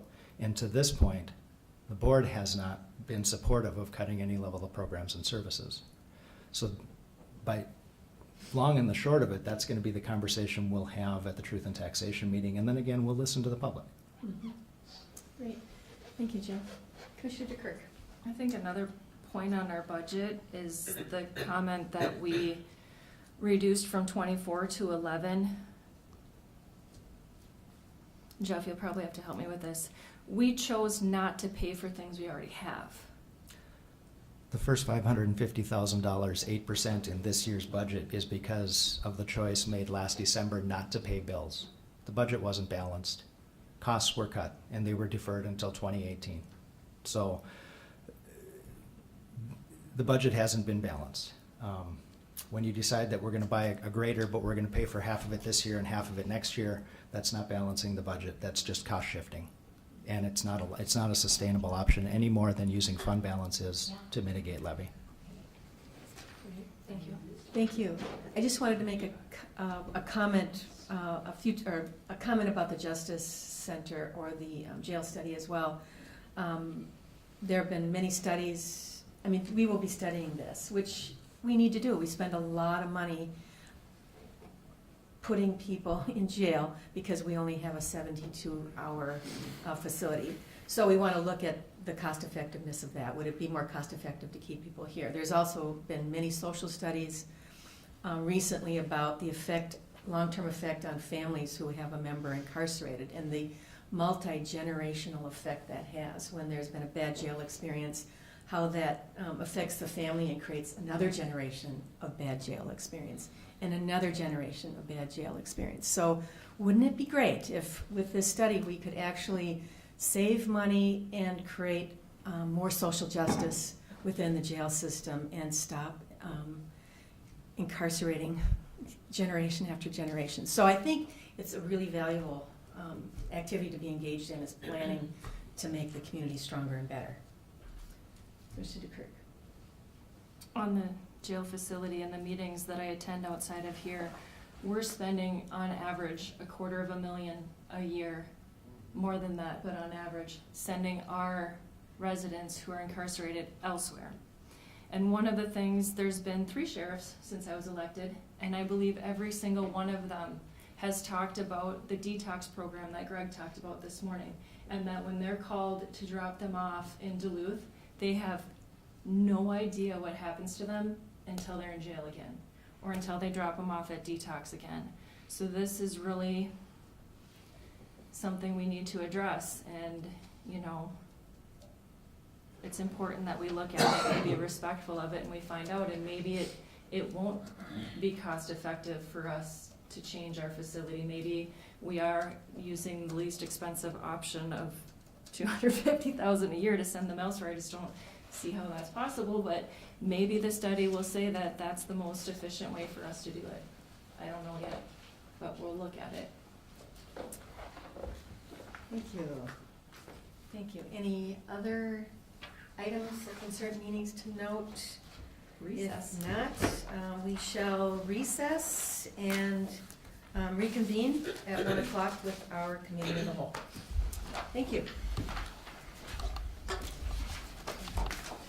I'm still having trouble.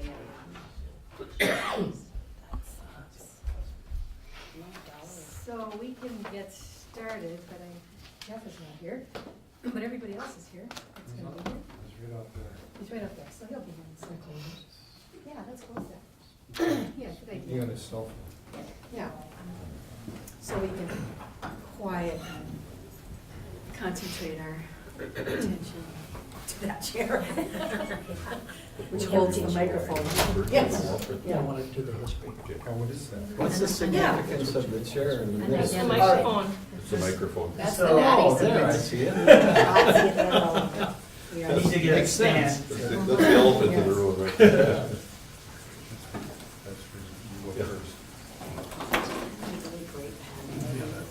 Honest machine. Honesty and transparency.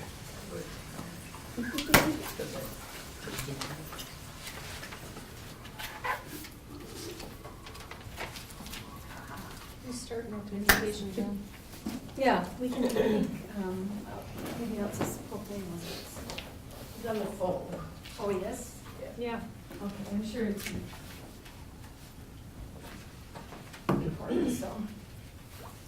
Todd, is that a copy of I think the- we can start. Is there anything critical in your first two minutes? It's all Do you have any- That Do I, for, Jeff would need to, do I have any changes? No. Yeah. No, I reviewed it and I said, the changes you suggested were fine. We're okay? Yep, Okay. yep. Good. so yes, let's get started. So welcome Howard, Scott, and Mary from EDA. Thank you. I was gonna ask if there were some great numbers we could look at, and I knew there would be. So here they come. This is really, yeah, thank you. Because you're gonna speak to the golf course history, which is going to be fantastic. Because even if you've been here the whole time, you may not remember all the details. And, That's a good point, yeah. because it keeps coming up. It does, and I've been here the whole time, and I don't even remember some, well, my memory's not I'm sure we've had this conversation. good. I'm sure we've had this conversation recently, yes. But this is good. Okay, well, I'll start. I understand this Yeah. is a conversation. Please slow me down if there's questions. What I want to do is talk about the concept, the birth of the golf course, the development of the golf course, its growth, its maturity, its value. And I'm going to start at ground zero so people understand this started 32 years ago. That's great. So I left the faculty of UMD in 1985 and hung up my own shingle in Duluth. And one of my first clients in this county was Charlie, not to be confused with Charles, Charlie Skinner, who owned a ski hill at that time and had bought it from George Nelson in 1980. And I helped Charlie on a good-sized project, at least back then it was a good-sized project, raise a fair amount of money to continue the development on Moose Mountain. And because of the success of that project, the attorney that represented both Charlie and George Nelson, Dexter Larson, who you know, asked me if I'd be willing to meet with his other clients, George and his eldest daughter, Becky. They came down to visit me in my office. I was kind of attached to the Freiberger firm, although I'm not an attorney. And they came to visit me in 1985, George Nelson and Becky, oldest daughter. And George shared his concept of development of a championship golf course at Lutz. And I said, well, help me understand how much land, where it's located, something about the terrain. Long story short, he hired me to develop the golf course to make it happen. And in no particular order, the things that I was involved in setting the background for so I could approach the county in hopes of convincing the county with the general obligation bonds.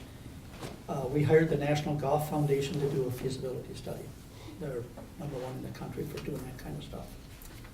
Two, we reached out to Toro, who probably does more in terms of equipment used on golf course than any other vendor in the country. And we asked them to help us think through the requirements for the golf course, the infrastructure, and likely construction costs. I put together an economic development plan for the county that I was preparing to present that to Doug Johnson, who was then chair of the tax committee, which is Tom Bach's current chair, in the Senate. And so I put together a 10-page study on what I thought would be triggered if we invested in the golf course. made an appointment with Doug Johnson because we needed state statute to get a lodging tax. That was my concept. There was no lodging tax in this county at that point. This is 1986 now, or maybe, yeah, 86. And I visited with Doug Johnson, and with me was George and Becky, representing Lutzen Resort. Joel Goldstrand, who is an architect that's done golf courses all over the Midwest in particular. And we had an estimate of construction costs, both from the National Golf Foundation, and I handed in the feasibility study and what we thought it would cost to construct that. And Doug said, well, that's all great. What do you need from me? Well, Senator, we'd hope to get a 2% lodging tax, and here's why. It would allow us to go to the county, use county GO bond funding, which was a lot cheaper than non-GO bond funding. And we can pay it back with a lodging tax, and the county won't be out of pocket a nickel. Well, that's great, Scott. You go home, give me a day to think about it. He called me the next day and said, you'll get your 2%, but it's gonna be 3%, and you're gonna start promoting the hell out of Cook County. Said, understood? Yes, sir. That's the history. So while I was doing that, I was talking to the board chair of County Commissioners, Wes Hedstrom. That's not me, that's my uncle. A very pleasant, constructive guy to work with. And I engaged him in a conversation about under what terms we could get the county to issue general obligation bonds. And I said, well, Wes, here's what 2% lodging tax will do, and it'll allow lodging tax, not county funds, to amortize all the debt that you incur if you help us build a golf course. Well, it didn't stop there. Wes said, I just want one more layer of security. So I went back to the lodging properties in Lutzen and Tofty, and we signed, maybe you remember some of this, although you were only 15 at the time, a pre-sale greens fee tax plan. So if we didn't have enough cash to amortize the bonds, the major properties down on the west end agreed to buy in advance coupons redeemable for play in return for cash to be sure there was a second level of collateral. He beat me up pretty good, Mr. Hedstrom. It's in the blood, isn't it? Yes, it is.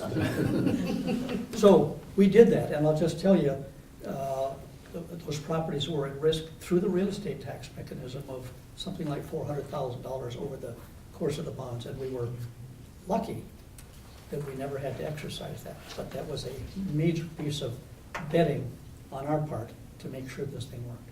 Okay, so the bonds were issued. We built the golf course. Golf course was built in 1988, 1989. It opened for play August 1st of 1990, but the grand opening was the following May 1991. And we opened to, I think, 15,000 rounds the first day, and we'd love to have 15,000 rounds back. But the industry has had its headwinds. So in the early years, there was a fair amount of cash, quite a bit of cash that was turned over to the EDA because there was excess cash beyond the needs of capital investment and debt service, which of course is coming from the lodging tax. So in 1998, we went back to the county and we asked them to issue revenue bonds to build another 9 holes, taking us from 18 to 27. And the county issued revenue bonds, and all of those revenue bonds, 100% of them were paid off through revenues of the golf course.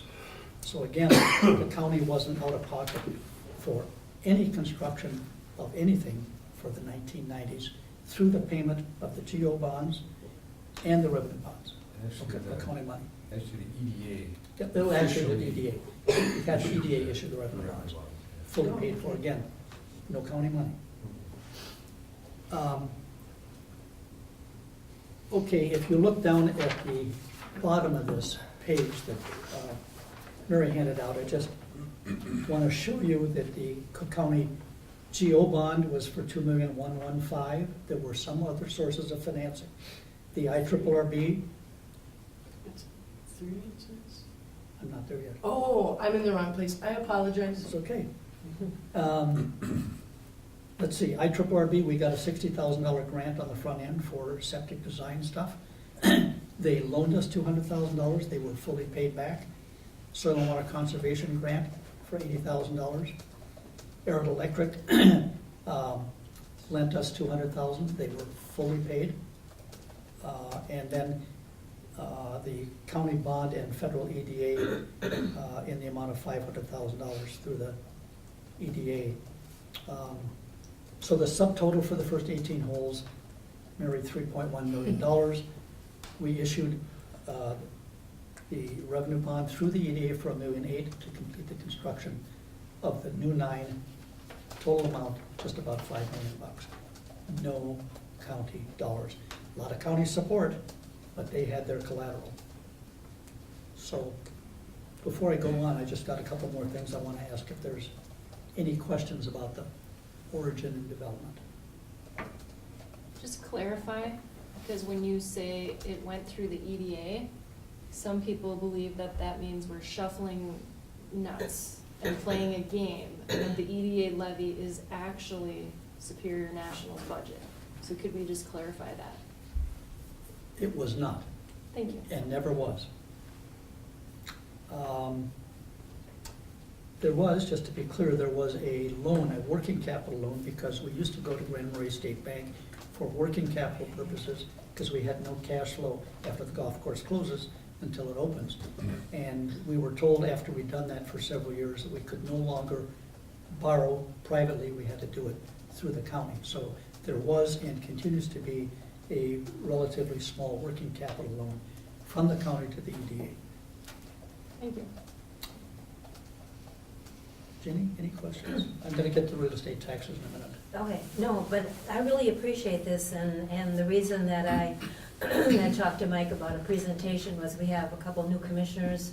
I get questions quite often about what's going on with the golf course, and being a person who likes history, I appreciate you coming and giving us this, the chronological events, because it's part of our whole county assets and where you're going to go in the future, and you'll tell me about that. Okay. You know, I skipped by some stuff. I just want people to understand there's some other relatively heavy lifting involved here. One of which was the power line. Now, I'm not talking about the distribution line. I'm talking about the transmission line. We had to get and pay for the movement of that. And George Nelson Sr., when he gave the easement to UPA back then, now Great River Energy, had a clause in the easement that he granted for them to put that in initially, that he had the right to force them to relocate it. And believe me, when I went down to visit with them, and Dexter was with me, we ended up paying $12,000 for that, and it would have, they wanted $300,000 for it. So it was gonna cut across 3 different golf course holes. We had to move it. So what you see now is the result of that negotiation and realignment of the transmission lines, the heavy-duty lines. In addition, you know, we had to negotiate the right to take water out of the Poplar River. We had to go down to the DNR and be sure that we were permitted for that. So anyway, unless there are questions, I'll move on to what the value of the golf course. Any other questions? But I think the summary so far is no Cook County money. Only the working capital loan. Except, but that's always paid back. Nothing for construction, no. But the working capital loan has not been paid back. Has not been paid back. Okay, because you keep re-borrowing it, right? Let's just add a year. I remember something about every year it's different. No, same. It's been locked at 175 for 175. Okay, thank you. 6 The years. last time it was borrowed was before I was elected. It used to be as much as 2 1/4 or something like that with the bank back in the mid-2000s. But the plan is still to pay that back at some point, so it's not, it's a loan. When we're able to. Yep, Yeah. yep. Okay, let me talk a little bit Yes, about that. Scott hears about that at least once a month. Let me talk a little bit about the value of the golf course. First of all, we do about $800,000 worth of revenues. And about $400,000 provides employment for a number of people for 6 months, and a lot of people part-time. I sign all those checks, so I know how many there are, and at one point in August, you do too, 49 checks for 1 week, 19 of which were J1 students. So if anything ever happens to the J1 visas, not only do we die, so does the golf course. A lot of employment up there, roughly in aggregate $400,000 local people. And a lot of our supplies are local as well, every year. Now, this is 30 years we've been doing this. Second, let me move on to real estate taxes. And pinch hit for Mr. Larson, who a little more energetic than I am, but the bottom line is the bottom line. So I would tell you, and Mike would have told you, that there's 2 real estate developments up there that would not have happened but for the golf course. They wouldn't have happened. One is the Lutzen Log Lodges. The real estate taxes on that piece of property, $42 before that development. $42. Right now, it's about $17,000 a year because of the development of those 12 units. And the aggregate that has been paid to the county, $285,000. That's the small one. The one that's across the street, the Heritage Development. One of the things I didn't mention, and I should have, is George Nelson agreed to donate 320 acres, 350 acres. Quite a bit more than you need for a golf course. For a golf course, you need roughly 50 acres per 9, so in aggregate, we needed about 150, but he donated 320. George was a visionary and a guy that thought long-term. So one of the provisions in there was he had the right to take back away from the golf course, 40 feet away from the rough, the maintained rough, future real estate that would go back to title to George Nelson for development purposes. And for 15 years, 16 years, nada. Then he went in there and invested quite a bit of money in the road, water, and septic, and platted the whole development. There are 44 lots, if I'm right, on the east side of the river. We're not even talking about the west side yet. 44 lots. 40 of those 44 lots have been sold. The real estate taxes on that parcel before development, $300. $300. And now they're kicking out $50,000 a year. The aggregate has been $525,000. So compared to $342,000, there've been $810,000 received by the county. And there's more coming. There's additional lots there that have been sold that will be developed. I believe that there's, Todd, you might know, 9 or 10 developed pieces of property there. Talking about tall timber up at the top? Mhm. Yeah, that's about 9 or 10 of them. There'll be more coming. And eventually, if you want to think long-term, George certainly did, this is just the east side of the river. The west side of the river, the Nelson family now has the right to plat those, and there would be low 70s number of plattable lots over on the west side. So if you want to think long-term, think about the value that would accrue to the county when that development goes through. Just one other thing before I ask for questions. This $810,000, correct me if I'm wrong, didn't require the county to invest a nickel. Road, water, septic. You tell me if the county was out of pocket anything. I don't think they were. So this golf course was a major economic boon for the area and the county in particular. So that means the utilities were all put in, the roads, everything were put in privately? 100%. Yeah. And currently Generate maintained those 100, taxes. maintained 100% as well, Mhm. privately, This was ongoing. Yeah, This okay. was so no private cost to the means- county. yeah. This was valuable to the lodging industry, and it was certainly valuable to the county. And I'd be delighted to answer questions. That's roughly 10% of our current levy. None of that speaks to the beds and meals served to people who come up to golf. Right. Well, the 810,000 is accumulative over time. Yeah. So is our levy. Well, and more coming, Heidi. And the other piece that's not in these numbers are like Northhouse just completed their economic impact study. So if you were to apply this to an economic impact study, you would see a much expanded story. I mean, that would be really interesting for somebody to do. Scott, it'd be really interesting, and you'd love it. But that's an amazing story.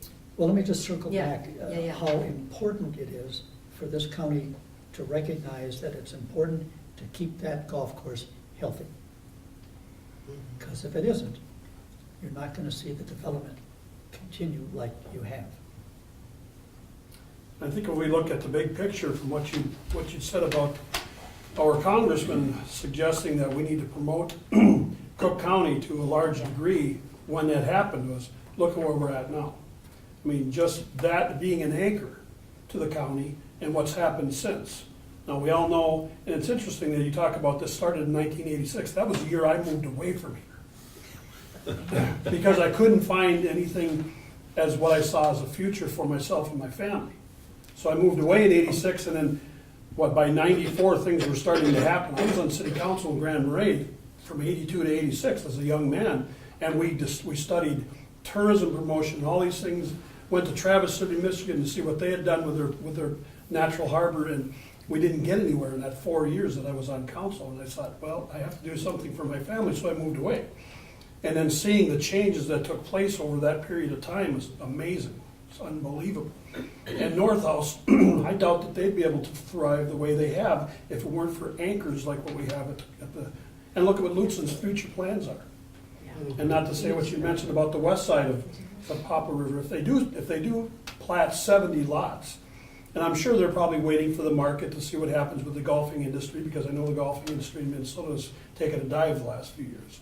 But if that should turn around and change, you know, I see what those lots are selling for now on the north side up on Tall Timber up there, and they're not $40,000 lots. They're 60, 70, 80,000 or more is what they're selling for, and they're building multi-$100,000 homes, which generally speaking, they're not homesteads, they're seasonal rec properties, so they're paying more than their fair share of taxes. You remind me that, just to let people know, that the lodging tax that we put in the West End in 1987, Grand Marais, correct me if I'm wrong, Brady, but Grand Marais came in 90 or 91 with the lodging tax up here, and Gunflint Trail maybe a year later. Something like that. And 8-9 years ago, a couple of the leaders from the Gunflint and Grand Marais and Lutzen spent 2 years on and off talking to each other about how much sense it would make if we collaborated together. And that was the origin of the birth of Cook County Visitors Bureau. And that budget's about $2 million, 1.6 of which is lodging tax. All goes into one place, and we promote the entire county. Really sensible, but it took us a while to get there.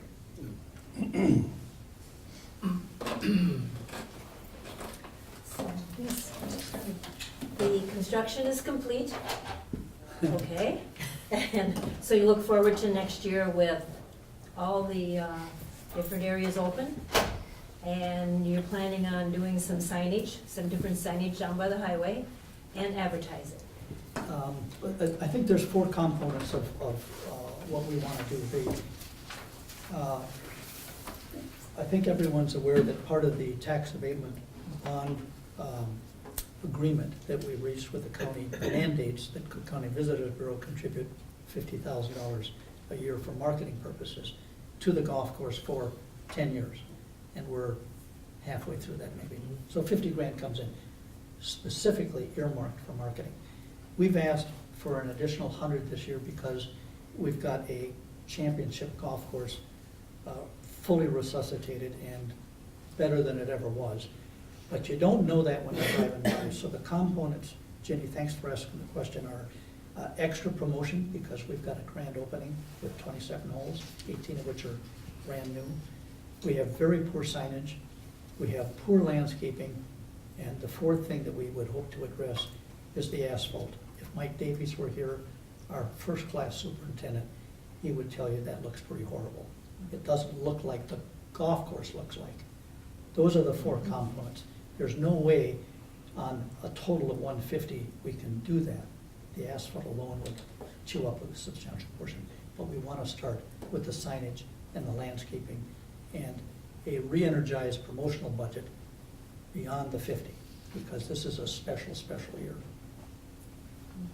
And in comparison with other like attractions in northeastern Minnesota, we have about, even at 100,000 for marketing, we have about 20% of what we really should have to promote it to the country. Now we have a national caliber attraction. And it's, I'll just reiterate, it's so important for the county to recognize they've got to keep this strong for the growth of tax purposes, as it has been, but it needs to continue that way. So, my question would be, so Doug Johnson marketed the heck out of it. And I know that very little, because most of the money has gone into reinvesting in the asset itself.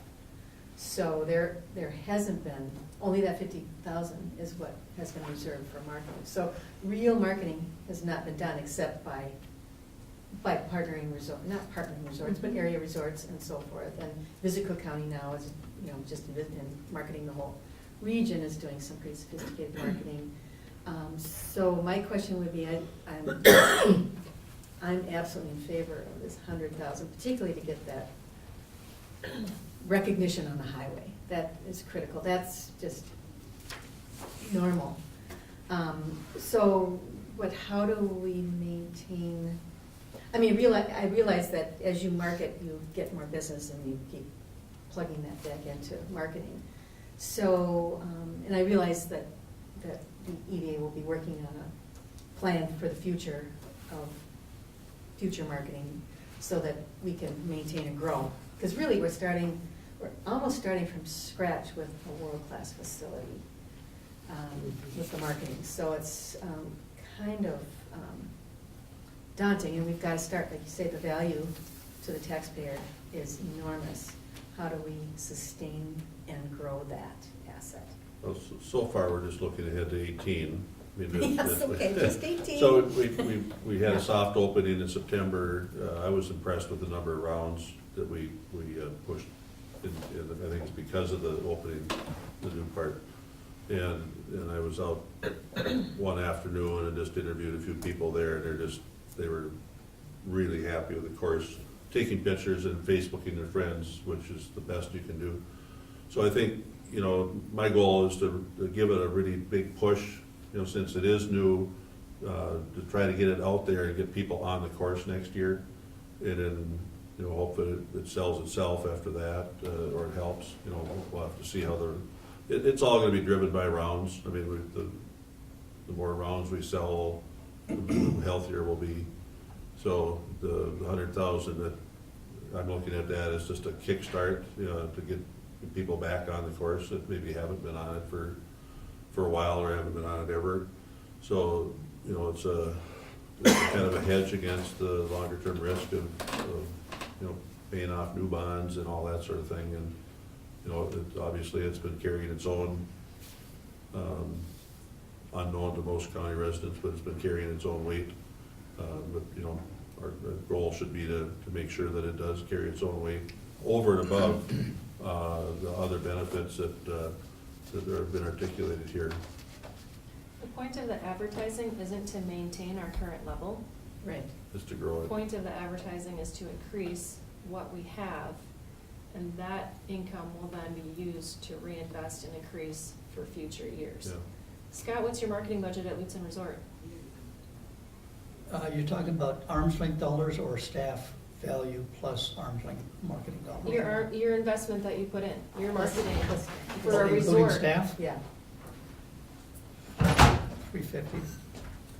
For a resort, and we're talking about Superior National. When you say it's not enough, people who don't work in this business or do marketing or do advertising don't understand that level of investment, so thank you for giving us your business plan on a public level, but if you sit there and think about Lutzen Resort, the size of Lutzen Resort and its impact, and how much you have to invest to continue those sales, what is $100,000 for Superior National? Yeah, it's pretty minimal. Very much. But, I mean, we also have, fiduciary responsibility to the taxpayers. I mean, we realize we get the money, from the taxpayer through this board, and, we think we can make an impact, with that amount of level of dollars, and I hope we can. Let's go back to the levy. So, just for other questions on the golf course, I'd just like to comment if I could. Sure. Thank you. I was involved in reading RFPs for it initially, and I think I was asked because I'm a non-golfer, or a has-been golfer. And of course, that was at the time where things were just sort of saying, municipal golf courses and so forth. And the only future of golf courses, from what I could ascertain at that time doing research, was to have a regional or, a recognized championship golf course. So that's the route we went, and of course the logic is then, you have to support that. And I think so many times I've seen it, and I'm sure a lot of you have too, that you really invest in something great, and then you don't support it, and then it just declines. And so I think we've made a commitment to this, and that we should support it commensurately, because that's the payback. It would be, I think, financially a bad decision not to invest in promoting something that you invested in to build. Yeah. So we made an initial request for 2018 for $300,290, which was $26,000 lower than last year. At our meeting last week, just hearing concerns and maybe the lack of support from the board here, we voted to eliminate $25,000 from our budget that we had earmarked for a director for trail development for the Spear Cycling Association. So that lowers it now another $25,000, so we're $51,000 lower than 2017, or a 16.5% reduction over last year's levy. So now our levy request is at $275,290. We still believe in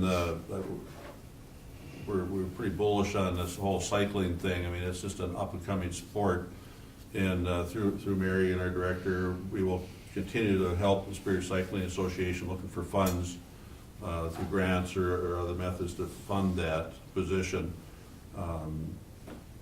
Because that group doesn't have a revenue stream. It's this is kind of the groundwork for cycling. I mean, it's not anything that's producing money right back to the Cycling Association, but it's one of those things that bring visitors to Cook County, and it's all-time year visitors, or it's shoulder season. It's cyclers don't care what season it is; they'll come on fat tires or pouring down rain, or they just go. So it's a good type of tourism. It's not like we're trying to throw a bunch more tourists on top of bids that are already full. So I'm bullish on it, and I will continue to help them where we can. That and any other ideas. We are the EDA, which is economic development. We've been focused on housing, but we've been spending a little bit of time this last 6 months talking about strategic planning and where do we go next to focus on. And it is economic development, so we want to turn over any rock that we can, in that vein. With our work, we brought in $1.2 million in grant funds for projects in Cook County. So that's a 4-to-1 return on investment for the levy we get and the money we're bringing back into the county. And we just appreciate, you know, the level of trust and support we're getting from the county board.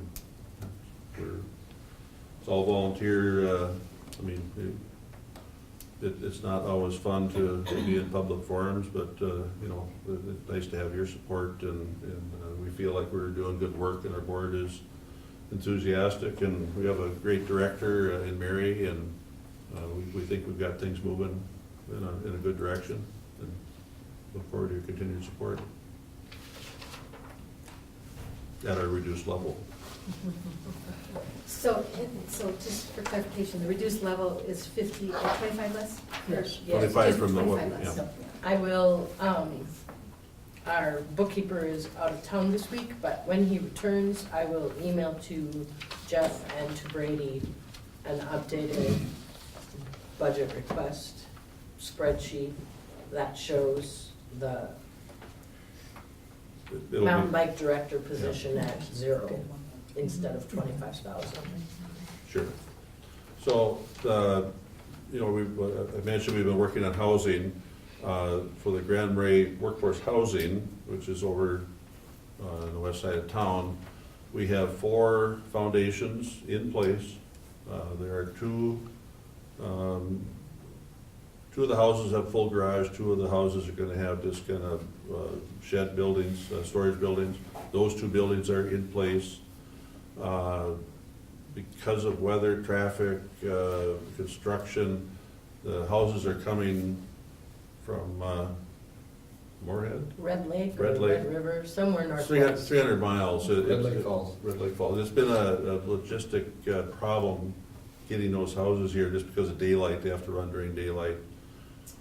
So it's a The oversized load. two-day trip with the Manor Lake. So we're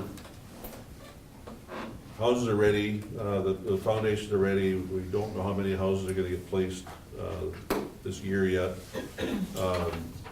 But the project is going. I think the utilities are mostly hooked up on all 4, sewer and water. And One Roof is our developer. They're gonna start right away on the plot for the whole block is done. So there's the full build out will be the 4 that we're in process now, 7 more next summer.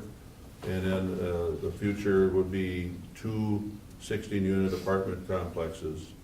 So they're gonna start early winter here sometime soon, grubbing the roads and the home sites for the 7 houses. They're first on the list for their setting contractor for next spring. They're gonna go right in, and you know, we got, everything takes longer than you anticipate and hope. All the site work and the mitigations and wetlands and looking for historical artifacts and all this stuff is just way too time consuming and costly, but you know, that's all done. So now next year we'll just be building houses.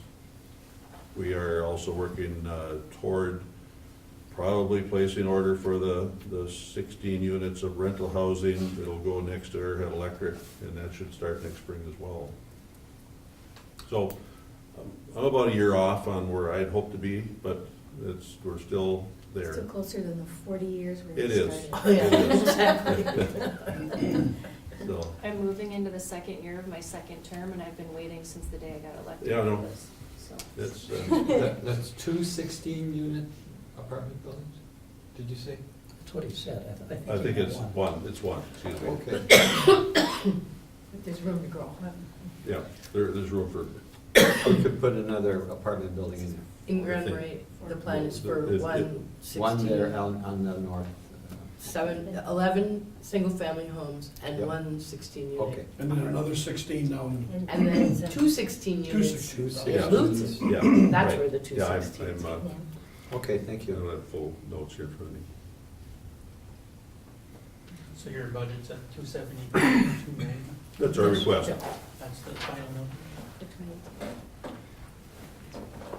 Well, it comes a lot of questions along with that, just what Scott was saying about the J1 program. You know, that's gonna affect everything. And we won't know about that till next year. Well, a group of us have been working on, our working title for the committee is Plan B. We've learned that the J1 program has been extended for 6 months, so we're okay for this winter season coming up. We have a couple of different initiatives that we're looking into it, and I would be premature to say too much about that because we just don't know what we don't know, but you can rest assured that a number of business owners are working together on concepts for identifying workforce and eliminating our dependence on those, because we, you know, at the whim of the administration, it can change overnight. So a hard-working group of people that will be rolling out more information as we have a little more surety about what we're saying. I guess the reason why I bring up that subject is that since I moved back to Cook County, back to Grand Marais, 2.5 years now, you know, obviously the sustained growth that's taken place in Cook County over the last 20 years is phenomenal. And I remember how things were back in the 70s and 80s when I was living here, and I worry about the infrastructure that we have in place to support the number of tourists that we're bringing in.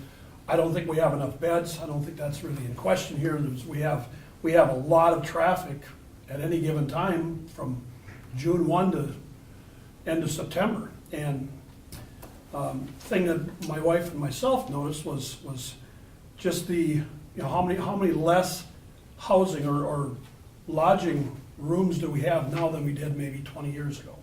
Because some have changed over to, now East Bay used to be a hotel, now it's a condominium. They're rental on a different basis, they're not like a regular hotel. Seawall used to be there. There's a lot of sites, a lot of Aspen and Spruce Glen, they're not really rented as much as they used to be. The number of places to eat in this town for families and things like that is not enough from what we've seen. And I'm just wondering how that infrastructure need plays into this whole promotional program, you know, that's going on. I know it's a big question, but I see a potential problem coming up, and just what we've noted so far since we've been back was, you know, I think people come up here for the day thinking they'll be able to find a place to stay, and they end up going back down. And of course, people that know that come up here for the day to go to the donut shop, and they turn around and go back. But I see that as an important issue for the future, the promotion of this county. If we're promoting, we need to have the infrastructure in place to handle all that. Well, you get some days where it's 100%, and you get some days like today where your occupancy is 2 and 3 points, when you've got more staff than you do guests. Get that. So you average it out, and it's not as healthy as we would like, or you'd see additional development entry.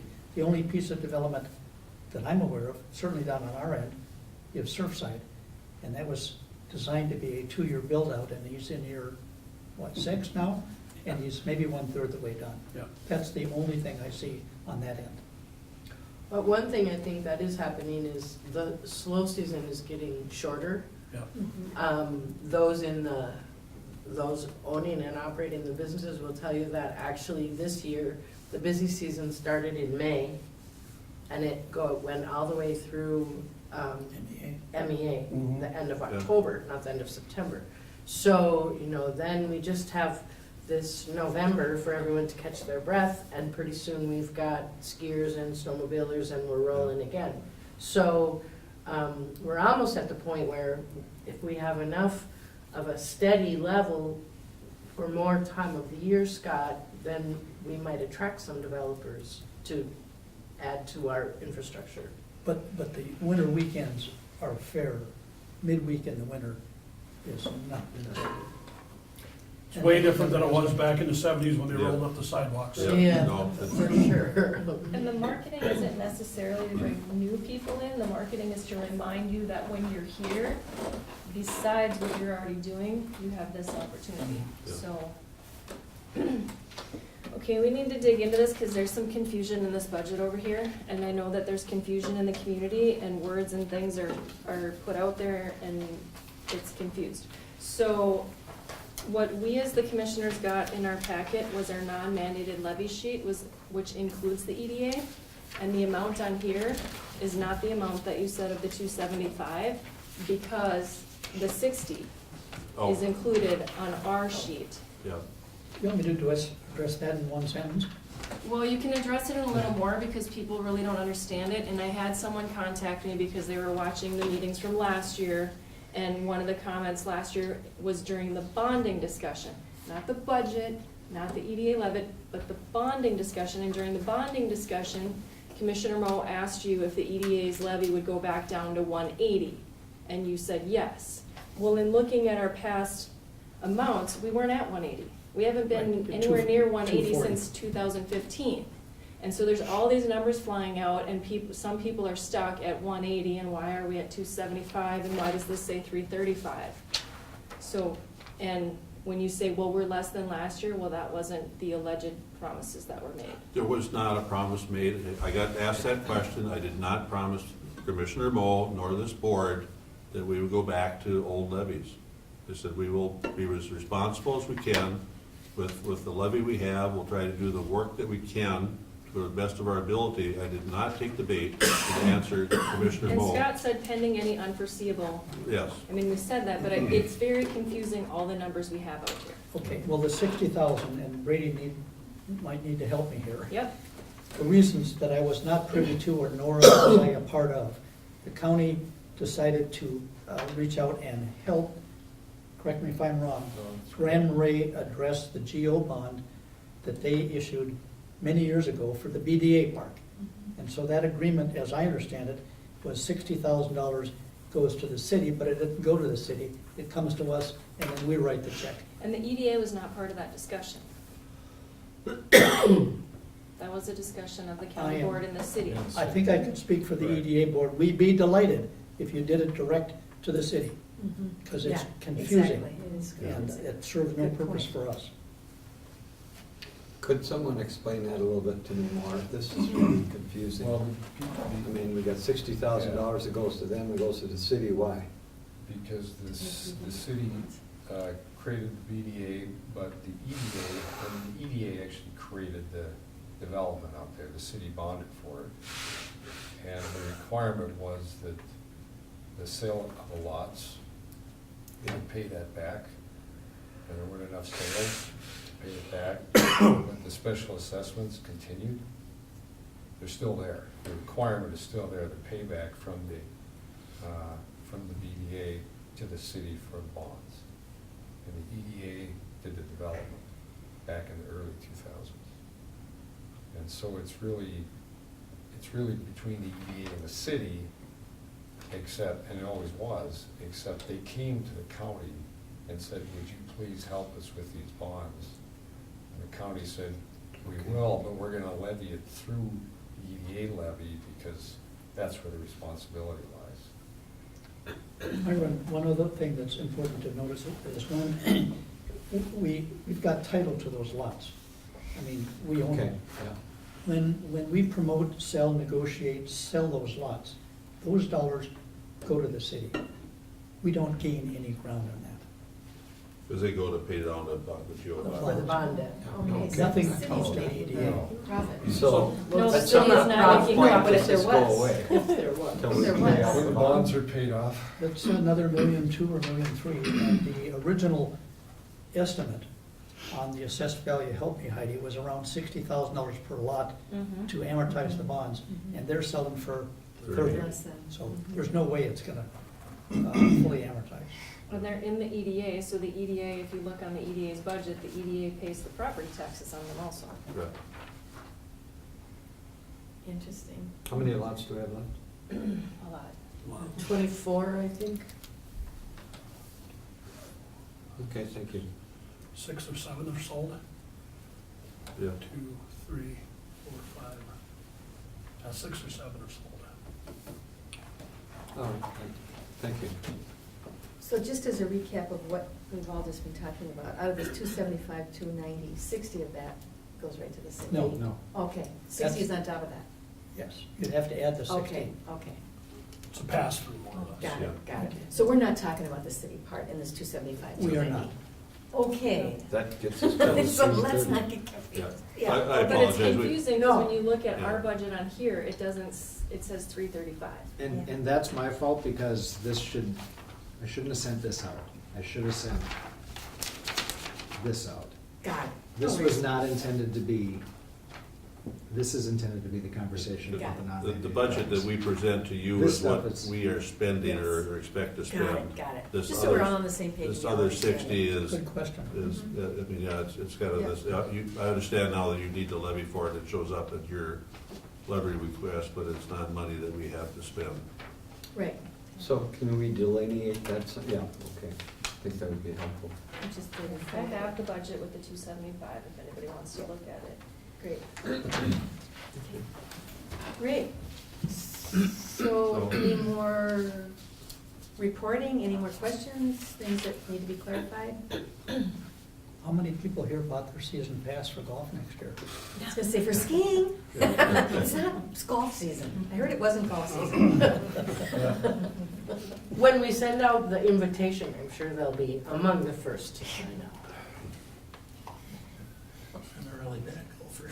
That's okay, you can still use your money. I'll golf with you, Bobby. I don't That have ever golfing stopped in the anybody. city. I haven't It's worth it just to see the scenery out there. I haven't seen have I seen the 2018 rates? No. We charge your credit card, so I know you're good. Okay. Whatever it is. Well, again, I appreciate, the support that we get here. We are trying to be responsible. I mean, we understand, the process that we all go through in spending the public money. And so we're caught between trying to do good work and trying to do good things. And fortunately, we have a really good director in Mary, and she can pick up the pieces of working on Plan B as we're doing. She's been we've given her authority to work on this creative arts economy, so she's been staffing that, and we've been pushing, trying to get assisted living here and trying to crack down spectrum, and we hope that kind of keeps moving too. Providing support for the cycling. She's been helping Bruce Block, for funding. And he needs a commendation too. I mean, he'll when he's completely built out, I think he told us he'll have 70 beds there in that development. I mean, that is fantastic, and that just comes in at a price point, below what our workforce housing is in our apartments that we're working on. So it's a really a nice addition to our community there as well. So, we're getting a lot of value from the salary portion that we're paying. And the grant support. And the grant support. We've been very successful, bringing in monies from whether it be Lloyd K or IRRB or wherever. Which I also think speaks to when you make that step to hire professional staff to do the work. That is the time you can bring in more money. Until then, it's always spinning wheels, it seems like. So, as that synergizes the capacity to build and grow. Yeah. Which would be my sadness about the bike thing going with, but. Well, we're gonna things won't continue to stop. look for Yeah. funds for Yeah. that position in some other sources, and, it would have been nice to have the seed money, but we'll just try harder. Yeah, and it just isn't Work the harder. time, Yep. Things have a tendency to find their right time. Right. When they'll be successful. Yep. We don't have a lot of history of things not working out. I mean, we can speak to the BDA, but none of us had anything to do with it. No, Right. Exactly. So, I mean, it's, that's kind of a mystery, but If you look at, we brought the EDA director in partway through 2016. In 2017, we had $500,000 in grants come through the community, and then we've got $350 budgeted for 2018. There's more. Yeah. It's just not, It's we, just not on there yet. it's just not on there yet because. But when someone's questioning why we have a director, I mean, you can just look at our budget and look at the big fat zero across the top Yeah. until we have a director. Right. Well, Ginny, thanks for giving me the chance to go back to the concept and the birth. That's Well, awesome. my appreciation. Many people have forgotten the I know. dynamics. Right, I know how important it is for us to understand that, and that's why I'm appreciative of your time to come here. And, you know, many, many years ago, other boards began the process of doing the golf course, and we're all here now in 2017, and feel that we need to get a closer look as to what has happened and to support you in the future. Appreciate that. Thank you. And I was confused when you said 2017. I was thinking, aren't we in 2018? Not according to On this. paper we are. Not according to this. Fiscal year, yeah. We're looking. Jan's in 20. Yeah. It's like- And then to put that in perspective, that 275, 290 budget, that goes again, the $800,000 in annual additional taxes that are brought in. That's an excellent investment. The 800 is the aggregate. Aggregate. Oh, no, Yeah. no, the annual, but what's the annual? Oh, that's right, it's only 50 plus. 67,000. Oh, yeah, no, I'm sorry, Yeah. so never mind. About 70 grand. 800 Okay, is never mind. cumulative. Yeah. But And, still, Yeah, it's 70,000 in property taxes, Yeah. it's 400,000 in wages, plus Okay. local purchasing. but way different than I was thinking. The And other it's on thing all that the I think- infrastructure that the county didn't pay a dime on. Yeah. Yeah. Right. Yeah. The other still thing, value. Todd's aware of this, but Yeah. just so other people understand, the aggregate assessed value of these two developments we talked about is $9 million. Those were local contractors, local vendors, local materials. $9 million. Big deal in this size county. Yeah. And the value of it's that big. land prior to its development was fairly low. Yeah. Fairly low. You can't even see it. Yeah. So, A lot of other counties were in this position. So we're happy and grateful for the quality of people that are stepping up to do the work. Because we know it's, you don't get thanked for it very regularly. You get criticized for it often. Oh, yes. So, And I think as a board, we're always looking for ways to promote the information. I think we're doing a better job with going on WTIP and having township meetings and having these types of meetings to get the word out, because that's important. There's a lot out there that's not quite the true facts. And I believe that we need to have the true facts about how we operate as a board and as a county. So that's why. Well, I hope they're listening. Even if they're listening, I have the same person that every single year tells me to sell the golf course, and every single year I tell them we don't own the golf course, but they come back the next year and tell me to sell it. You can't do it. With the level of public financing involved, you couldn't do it. Even if you had someone interested, you couldn't do it legally. well, that's a good answer. Until all that is paid back. Right. Not while the tax abatement bonds are out. Makes sense. Does the Nelson family hold first refusal? If there is a legal provision that if golf course is closed for more than one full season, then the Nelson family has the right to come in and, I think they'd be Repossess. crazy to do it, but they Yeah. have the right. And take it back. It could happen. Thanks for Well, admitting I'm keeping it that. healthy. My goal is to have it self-sustaining, as it has been. My goal is to have it make money Well, so that that it too. can support the programs that we want to offer at the EDA without levying the taxpayer. Oh, that's more sophisticated. I know I might be one of those crazy optimists. Cool. Well, thanks for your time. Thank you. Thank you Great, so much. thank you. Have a good one. Okay, good. Okay. All right. Good job. Thank Do you you. want these extra copies? Yes. Okay. Might as well. Bob pays that. Okay, these are all. Down in, yeah. And he said he had one place for the golf. Can you use them? I don't know what to do. Maybe, yeah, probably, maybe. Once they just do it in the field, If you don't think you can, set up some, we don't have a need for these to pass out to. a course. All right, I'll just, I hate to waste paper. And I was Keep them thinking at the we could pass EDA, so if people wanna know. Yeah. Right, I don't think it's on the golf course, I think it might be on Yeah. the field or whatever.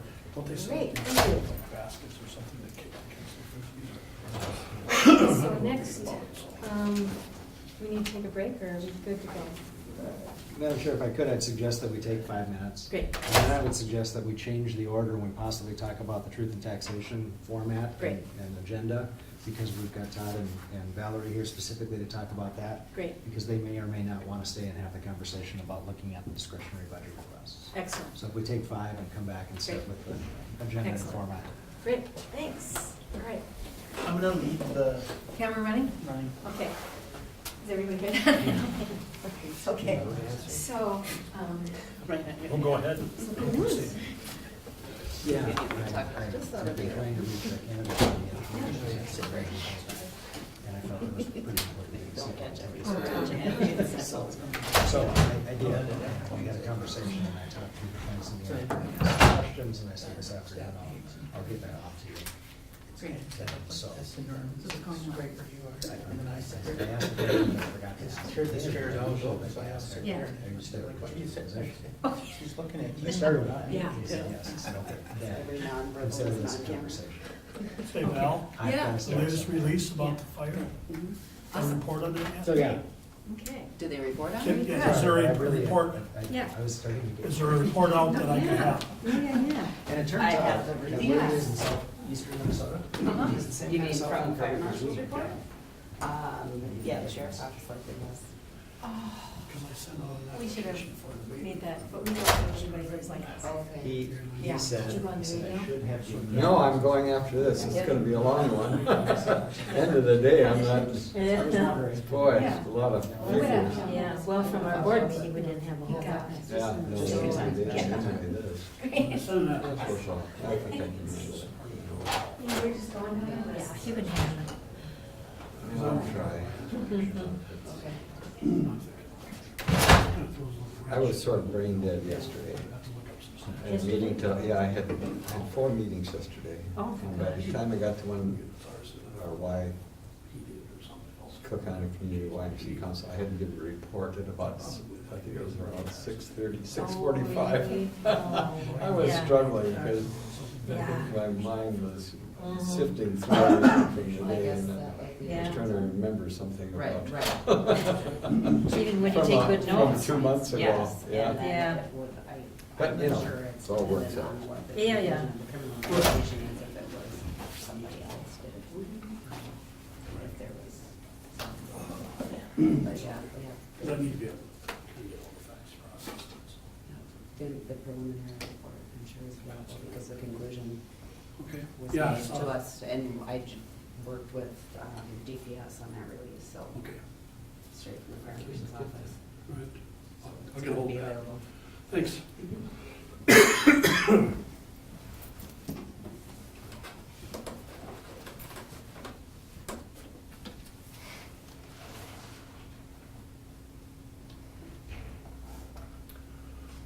Yeah, interesting. Is that, guys who- Yeah, west of town, or east of town. I was at a meeting on Monday. What's the guy's name? 5 o'clock. Holmberg? Yeah. Yeah, I went out there last weekend. We actually drove up to Thunder Bay, just get away, and they said, oh, I gotta stop and take a picture. I said, took a picture of the fire. It was, it's gone. There's nothing left of the fireplace. That's interesting, dynamics there. Yeah, really. Well, my question was, the house is here and the garage is here, and they're both burned down. Yeah, I heard that last night. I said, okay. Yeah, that's the way it goes.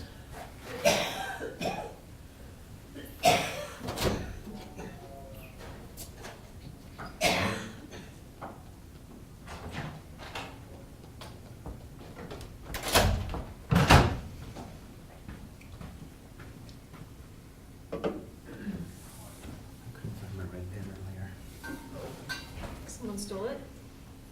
Don't worry. Had it in my locker. It's kind of like looking for your sunglasses on top of your head. Looking like looking for a cell Take it. phone.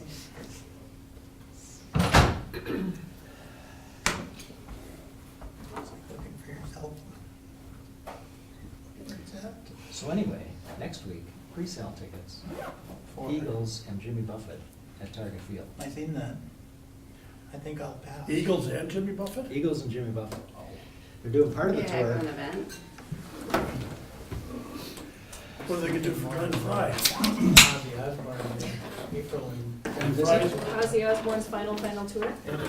Number yeah, Glenn 12. Fry's Final, gone, and they don't have, He's in Jackson. I think I actually heard someone say final tour. Joe Walsh A gonna nice be with him? getaway. I have to, On the number of I just levels. saw it flash across my email. I'll have to look You at got it. two of them left, Timothy B. Schmidt Still want and that. Don Henley, Oh. because Glenn Fry's dead. Don, what's his name, is gone, and Joe Walsh. You know, So they're- who are you gonna have? I'd have to We'll look. be ready for a break by January. Oh, A buddy of mine plays in the blues Temperature band, and wise. 3 weeks a year they go play. Are you? Margarita, but gotta play in Key West. oh, I've been there. That might be a better trip. Yeah. Yeah, I've been to half of these places. We had lunch there when I was there that day. I think it'd be different if you knew the band. Huh? I think it might be a different environment if you knew the band. Probably would be. Yeah.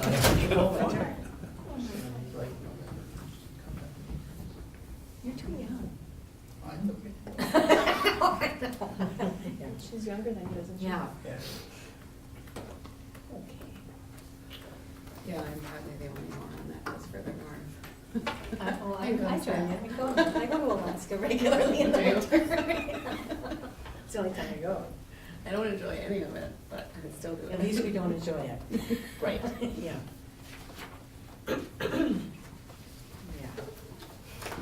That's there now. Although I find it worse here because, I mean, at least with Eastern time, it feels a little bit more tolerable, but it's like, right now, it's dark so early, it's like I shut down when it's dark until I, kind of work for Yeah. to seasonally acclimate. Until I April. enjoy that shutting down. Last night, I was so sick of the news, I went upstairs and Jordy goes, "It's 6 o'clock," and I said, "I don't care." I know, we said that the other night too, it's like, well, it's probably time to get past bedtime. It's 6:47. Yeah, maybe you should stay up. Nope.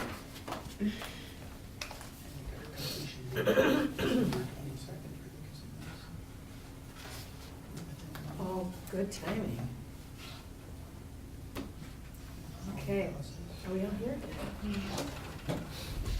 So shall we start? Truth in taxation discussion.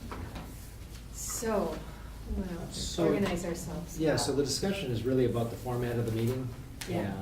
and the messaging and make sure that we get the invites out and that we've done everything we can to notice, and that we're preparing the materials that you want us to have prepared for that meeting.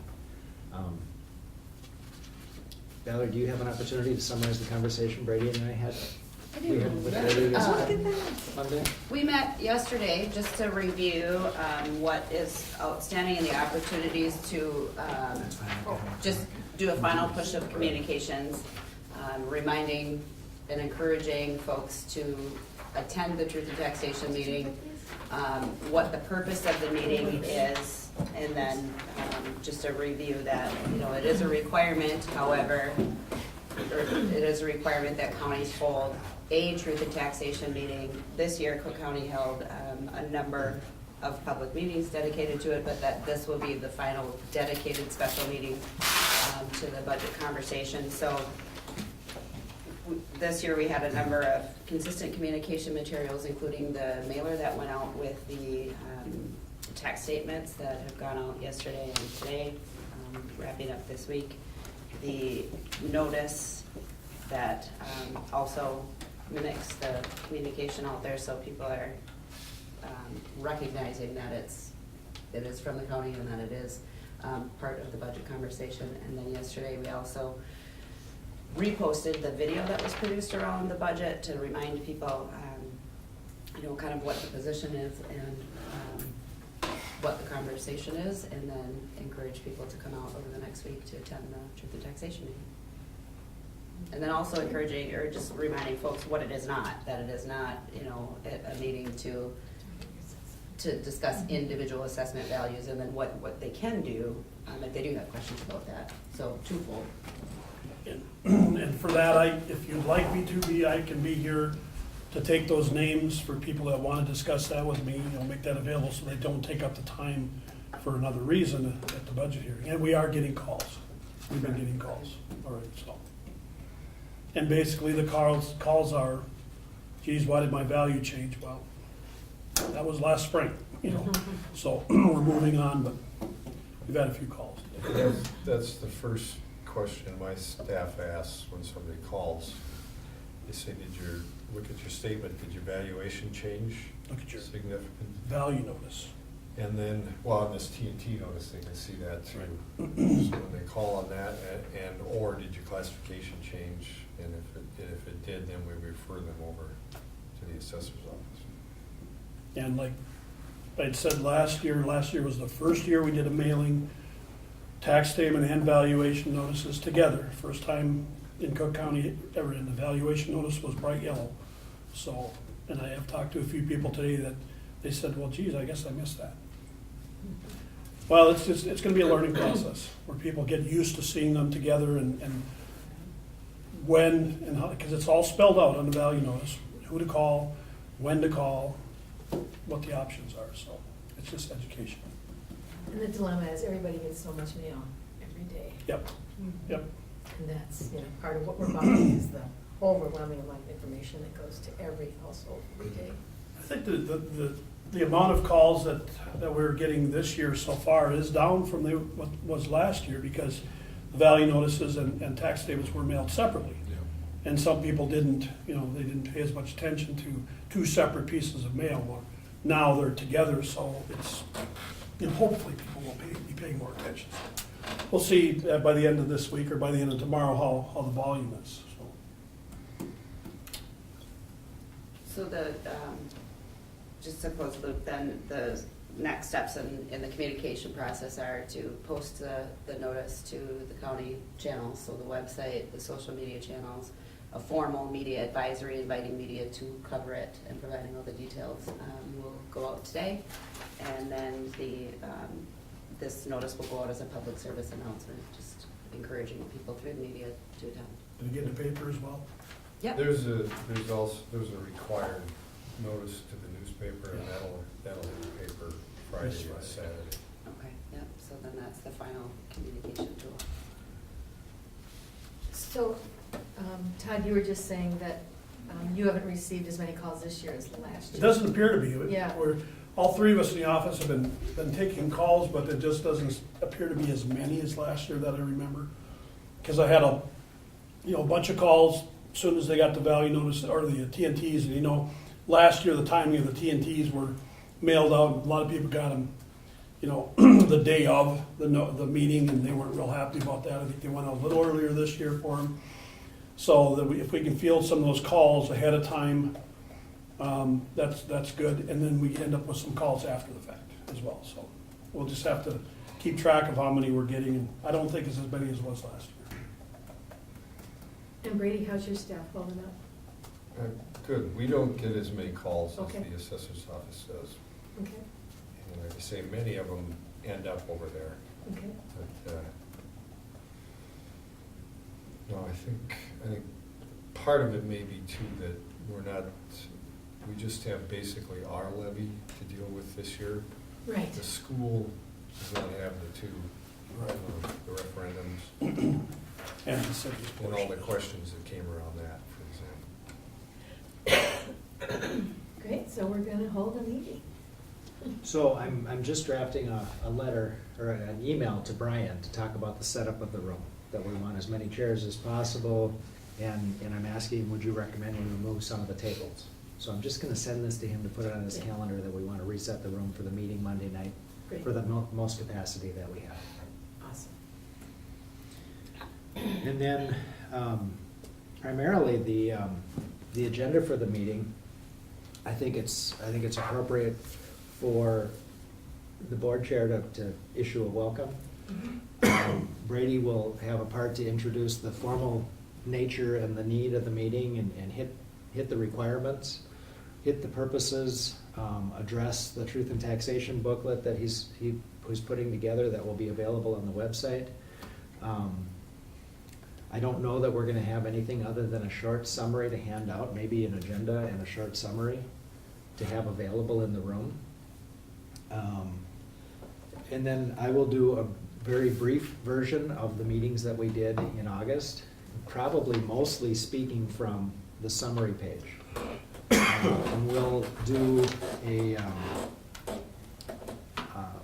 PowerPoint presentation, so we'll have something on the screen so people will be able to identify where we're at, what we're talking about. I think we'll have some of these available in the room too, and maybe we'll just talk from this piece because everybody got a copy. Everybody will have gotten a copy, but we'll have a PowerPoint that highlights sections. And we really want to keep the presentation to a very minimum amount, and then we'll turn it over for the public conversation. And Commissioner Sievertson will just then facilitate a public comment period until we exhaust the public comment period, and we thank everybody for coming.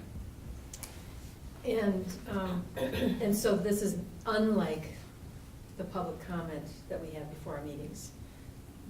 This is not a hearing, this is a conversation. So when people ask questions, we can answer. I really think that's gonna be problematic. Okay. I really think we ought So to we'll just just do hear public from you. comment and people get their Yeah. 3 minutes, 2 minutes, Yep. 5 minutes, whatever it is we Yep. decide. Assume it's 3 unless the room is Empty. small. Yeah. And then we could adjust up from that. Yep. But it really is just a public comment period. We're gonna wanna have our information that says, we really don't wanna happen what happened last year. Because Right. there were people that came here and were afraid to speak because of the way they were treated at that meeting. Right. And so there's no cheering, there's no heckling, there's no booing, there's really no commenting on, people just are allowed to speak their piece. And we're gonna listen and we're gonna take notes. You are. Mhm. And you take that into deliberation before we make any other, in future budget conversations and decisions.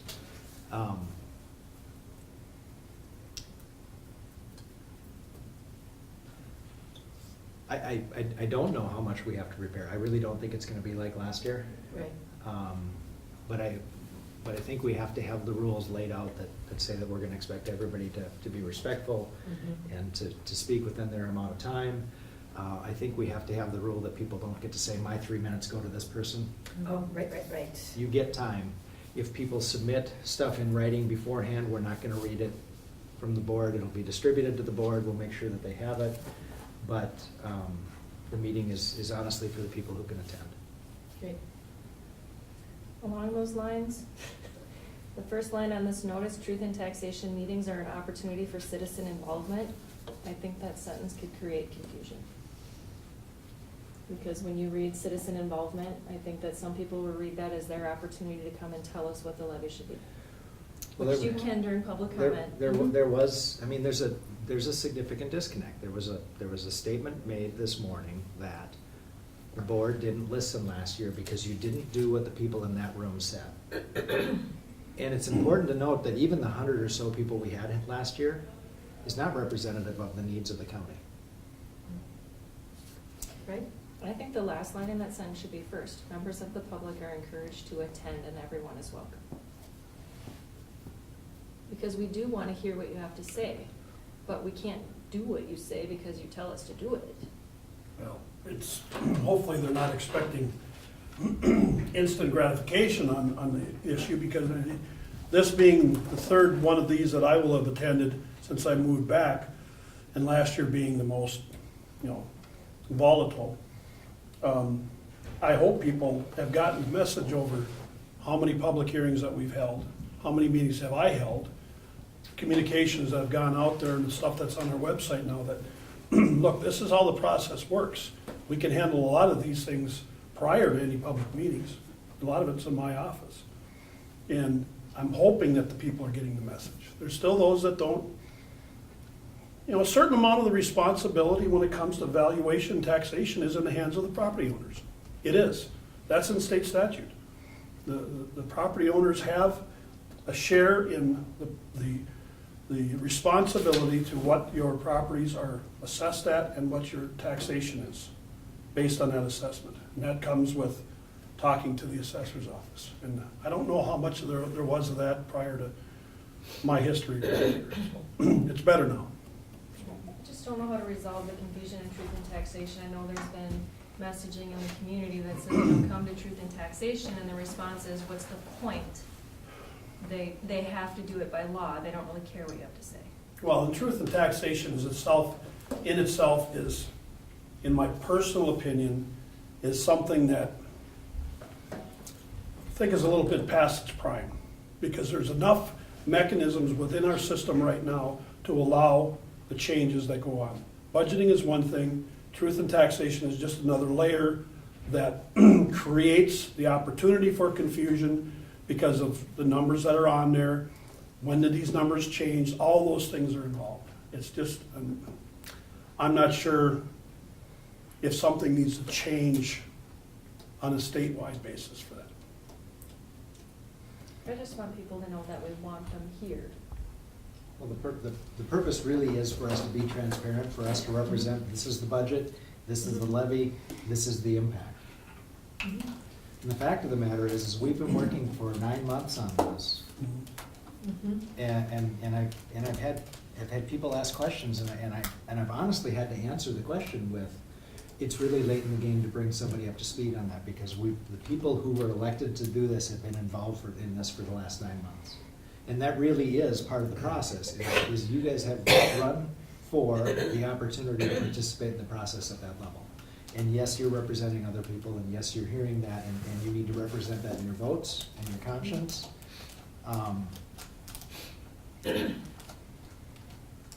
And you guys know it's more complicated than somebody coming in saying, I can't afford that. We know largely, for anybody who might not be able to afford it, if we actually reduce programs to balance the budget that way, there's more people who couldn't afford to live in this community without those services. And that's the conversation we have largely at Health and Human Services and the Advisory Board, and you guys have that context. And I don't know how to get that message out, but honestly, to represent, you didn't do what I want, so you're not listening to me, is an unreasonable expectation. It's just as unreasonable as the people who walk into the highway department and say, my road was slippery this morning. Yes, they are, it's Minnesota, and we're doing what we can, and the crews are out there and they're working. We've got competing interests, we've got limited resources, and you folks are tasked with prioritizing things and making sure that we're meeting our responsibilities and trying to provide for the best needs of the community. And that's the representation that we have to have. And you know it as well as I know it. There are lots of people in this community that appreciate the work that you're doing in balancing this. And they're not always the ones that you hear loud and publicly, but there are people who are saying that as well. So this is about transparency. This is about making sure that anybody who wants to know knows. I mean, now that you're right, we have the internet, we have our website, we've got all this stuff. We have a lot of tools now that weren't available before. That weren't available before. Yeah. So this was really, preliminarily, here's the proposed budget. In September, we set a preliminary levy. Here's the budget that reflects that. Here's the impact. And it was largely unattended in almost every case that I've been a part of. But the process is, that's not the point where we're going to change program. That's not the point where we can change our priorities. And it does put you in a difficult situation because you hear things that you can't reconcile with the reality. With what, with the information. Competing interests. Yeah, exactly. We don't want to spend money here, we want to spend money here. Well, yeah, that doesn't change the budget. Right. Or I don't want anything, and I'm not asking for anything, but we still have to equalize and assess the value, the levy across the value of the accumulated properties. Can I add something? Regardless of public appetite or the climate, I think it's really important and fundamental of public engagement is making sure the expectations are managed of what they can expect to come at this meeting. So confirming what the format is, I think we need to include that in the notice, that the board welcomes and will hear the comments and consider them in the final discussions around the budget, but not that it will be, necessarily a Q&A. I think we should change To be very clear about that. Because it is public comment and it's, we can't afford to get into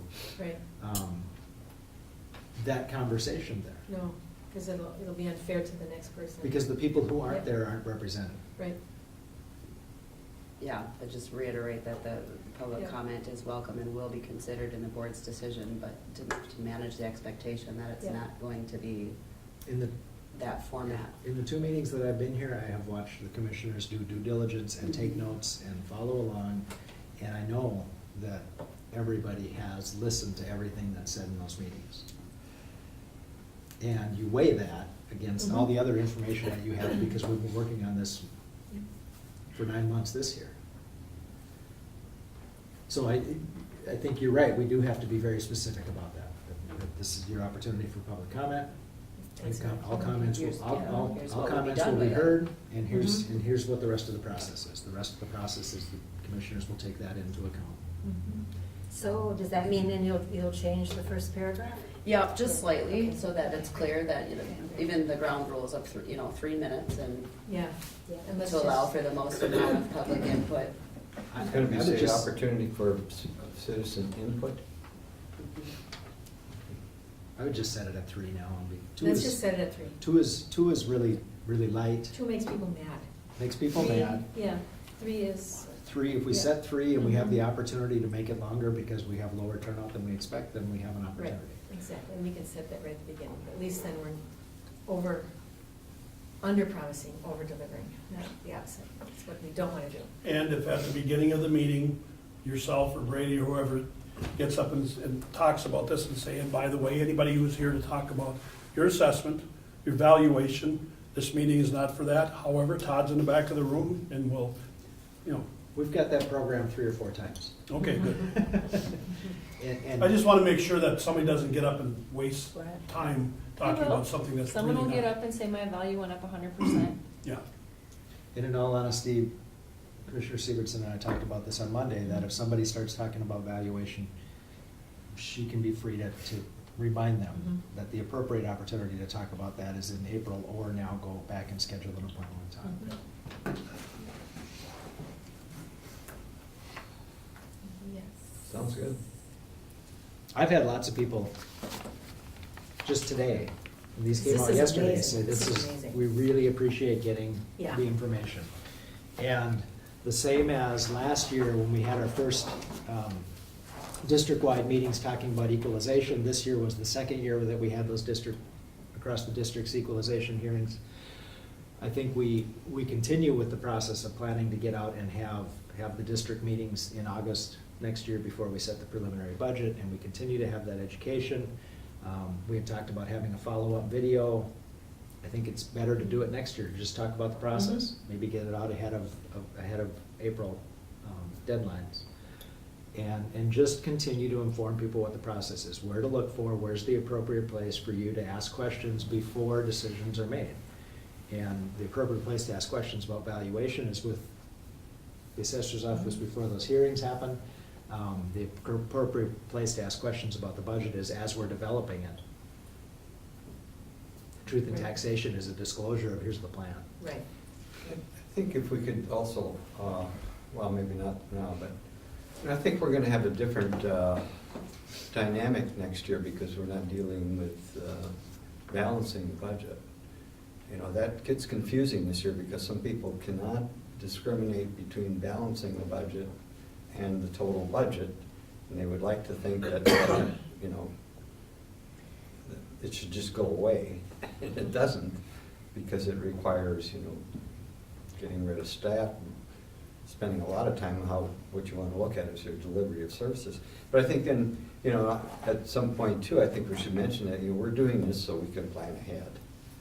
That we got this, you know, budget committees looked at this second year and the third year and saying, you know, if we do this, then, you know, at least for the things that we can control, we can say, this is how we're going to look in the future. And so I you know. Depending on the final outcome of the 2018 budget, I think one of the things that Brady and I owe the group is for us to bring a refined and adjusted financial management plan that reflects the 2018 budget and then sets out the expectations for the foreseeable years and talks about our capacity to take on additional capital projects. So we've done the planning, we've seen that, but we really haven't adopted that plan, and I think we should. But that plan could change significantly based on what we finally do adopt for a budget in 2018. Right. The plan, as it is drawn now, is reflective of the proposed balancing of the budget for 2018. So I think one of the first things we would do after the first of the year is bring the financial management plan and show what that looks like and how that translates into planning. And predictably, early in 2018, we can look at 2019. You know, the interesting comment this morning was, I have to pay more for utilities and fuel, so I have to balance my personal budget. Well, if it was me making that comment, my personal budget, I would cancel Netflix, or I would buy the cheaper groceries. Well, if fuel prices have gone up for you personally, they've gone up for us as a county. Right. And we can't not plow 5 miles of a road because we don't have enough fuel in the truck to finish the 5 miles. Our option is to reduce staff, which isn't, it's not an option to me because I believe the services we provide are important and I'm not willing to give up the staff that I have to do that. So we have the same increase inflation costs that a private person has. The difference is, when I file my taxes, I don't get a refund on my tax statement for higher gas prices, but when your property tax goes up, you get a refund for your property tax. Until federal tax law changes. Until federal tax law changes. But, I mean, so I'm just gonna tell you, when I got elected, Jim Johnson was before me. And they said, Jim, what do I do as a commissioner? I have no idea. He said, Heidi, this is what you do. Government is nothing more than things. Things we decide for the common good. What are the things we do together? School, transportation, communication, court system, social service, public record, public safety, parks, energy system, public health, planning and zoning, environmental protection, resource management, common defense, monetary, and others. Most of these things are economical when we do them together. When we do them as individuals, they create an ordered society. You have the right to expect your local elected representative will constantly examine and evaluate and fund things and assure that they fit into the common good. Use of tax dollars to maximize benefit for the whole community, like plowing roads, is easy to justify, while their use to benefit a few, like Wall Street executives, is not. Every decision we make has an element of common good versus individual good. The closer it comes to common good, the more it needs to be supported by government. That's my job. Good. Yeah, I guess I could just comment, I learned a long time ago, you know, I mean, in a general sense, you care about people, but we have to be careful that for everyone that comes here to speak to us, we don't want to take ownership of their problems. And sometimes people want us to do that, and we can be empathetic and sympathetic, but you know, we have to do what's best for the common good, well stated. Is that called a democracy? I think so. So we'll get an agenda together and we'll have the materials together, but we're really gonna work from this piece because this has been approved by the group. We're gonna be working, Brady's gonna be presenting information as it existed and the impact of it, that's on the tax statements, correct? Yeah, I would just Just so you know, because I communicated this to the radio station this morning, but Joe asked what was the impact just of the county levy in 2018 for a home at $150,000, and the estimate on that is about $120, and on a $200,000 house, about $171. So it's 150 and 200? Yeah, those two values, 150 and 200, were 120 and 171. So you hear that. And that's homestead. Yeah, well, it could be any house. This Any is house, just, okay. because this is just the difference. Yeah, okay. Assuming the basic levy, that we had last year is already, any credits are already happening on that, so this is just your additional. Okay. And 19% of an increase in the This is the county- 19.9 that we, Yeah, this right. was our nice printed. But 19.9 increase for our budget does not equal a 19% increase on your personal property taxes. That's not what we're seeing on average. Mine was 11.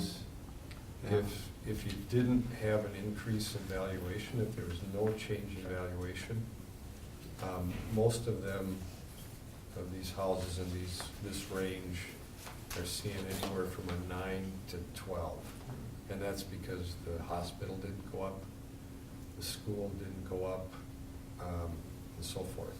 The other levies, the EDA went down a little bit, so that moderated. That's their overall levy is not 19.9, it's something less than that. 9 to 12 in general, unless there's some other change, valuation, classification, some other reason. And there's still some point in some of the commercial properties that we looked at, not the residential properties, where the impact on commercial is less than that. Yeah, there's other things. There's not a real good rule of thumb. No, there's no rule of thumb. Had one call from commercial properties, why did state general tax disappear? There's a mistake, what happened? No. There was a law change Didn't change a this lot year first year.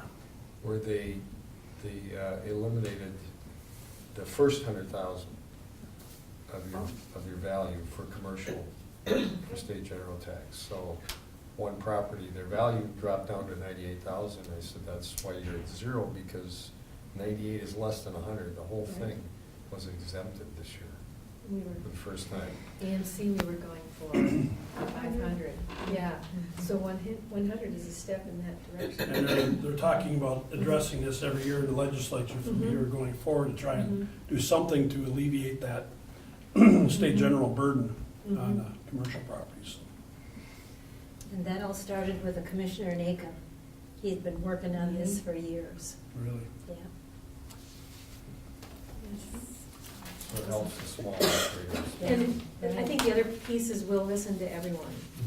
And that's why we're limiting, is because we'll hear from anyone who wants to speak. So we aren't gonna limit the time to an hour or an hour and a half. We'll hear from everyone who wants to speak. We'll just limit each person. We're not necessarily going to have different sign-up sheets. We may have a sign-up sheet so that you can call people. Yeah. But we're not going to ask people to speak for or against. We're just going to ask people who want to speak.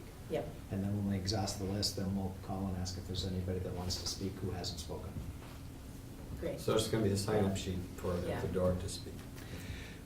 And most of the reason for that is, well, A, the camera's going to be there, so we're going to have the documentation anyway. But the reason for doing that is so that you know names, and then for the record. Yeah, yeah, and it also holds us all accountable.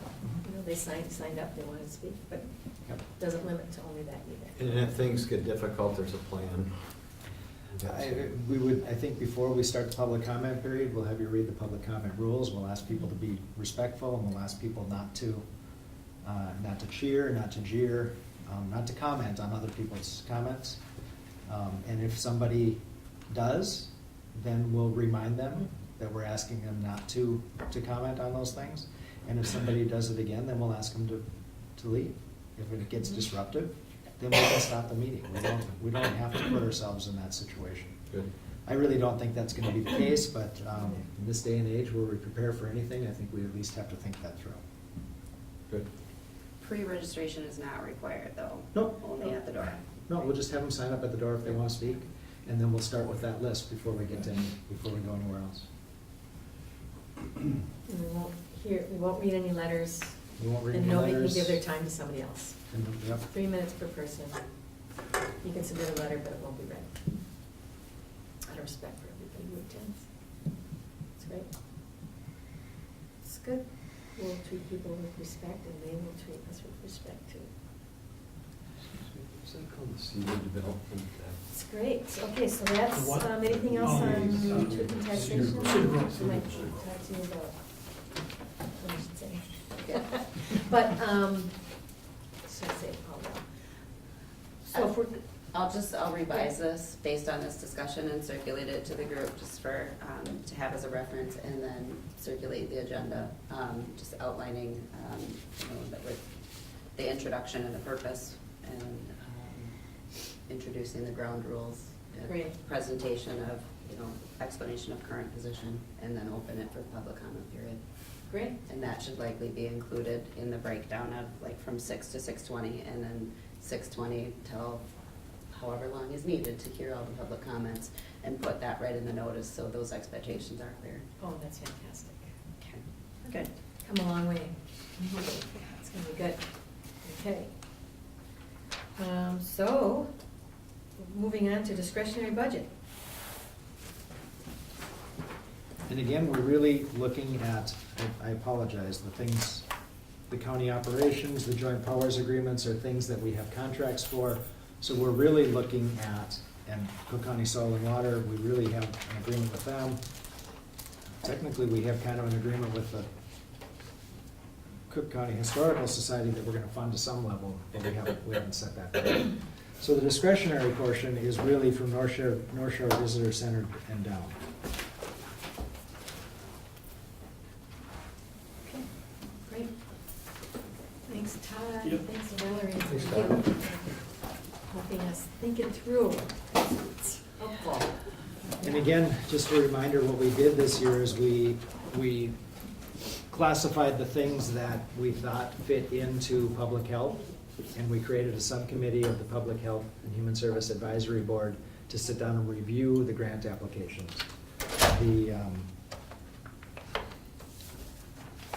grant application was revised this year. The deadline to submit those applications to Brady was July 28th. And we've got a big bundle of those applications, and that group did due diligence. And then there's some other comments that end up happening here. If you look under the discretionary nonprofit, there are Art Colony, North Shore Music, WTIP, and Grand Marais Playhouse that really don't fit under public health. Right. They really fit under arts and culture. So again, discretionary nonprofit doesn't mean we give money to anybody who asks. We can only give money when the group determines that there's a public purpose, and we have a specific authority that allows us to do that. This being Minnesota, there is a specific authority that allows us to fund arts and culture within our communities because we deem that it serves a public purpose.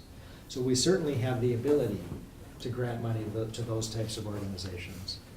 The rest of these organizations, the Health and Human Service Subcommittee looked at it and said they certainly do, in fact, Senior Center obviously supports a program that serves a public purpose and serves a public health need in our community.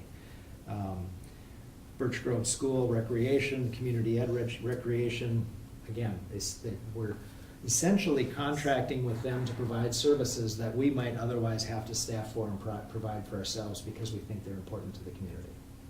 That's kind of how you look at contracting with people. You're not making a donation, you're not making a contribution to these groups. You're actually essentially contracting with them to provide a service that your community needs, and then by doing that, you don't have to staff for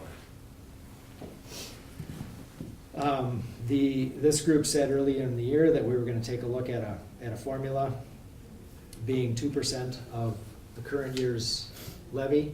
So 2% of 7.8 million is 157,300.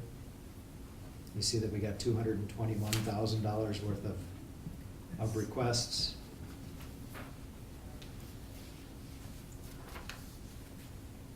there were two significant new requests this year. Well, one significant new request, and it was from Cooperation Station. And the portion of the request that the group thought it would make sense to fund was the portion of the request that talked about training daycare providers in the community, something they wanted to do to train their staff and other staff and provide a service that would be available to everybody in the community. The stuff that was related to their building is why the suggested $10,000 meeting the grant and not the $23,000. That's the primary difference there. The other large number is the Birch Grove Foundation. Commissioner Starley, did you want to speak to that? Well, we had quite a bit of shaking going on down there during the re-evaluation of having the foundation operate the programs at Birch Grove School. And as of August 1st, the township took over all of the programs at Birch Grove School to be continued for the next year. So We Connect then, who ran the senior programs, who did all of that, have pulled out, and they have another little office space somewhere else. So my understanding is that the township did submit by, was it July 28th, a request? The township did submit a request. Okay, Mhm. and We Connect did not. We Connect did not. Right. No, the request was submitted by the township on time. Right. And that amount was? Was $40,000. $40,000, okay. And the recommendation of the group, 21,000 of that was for facilities and maintenance, and 19 was for program. And so that's where the level went right there is, we haven't solved our facility problems, and it's hard to say facility is public health related, and we don't have enough funds to go around, so let's look at program. And perhaps they go back to the townships to talk about solving the facility problem, or we come up with another solution for it. But the recommendation for 19 out of the 40,000 is based on the budget that they submitted, that 19 was related to program, 21 was related to facility. When we made those two big adjustments, getting down to the target of 157.3 was possible.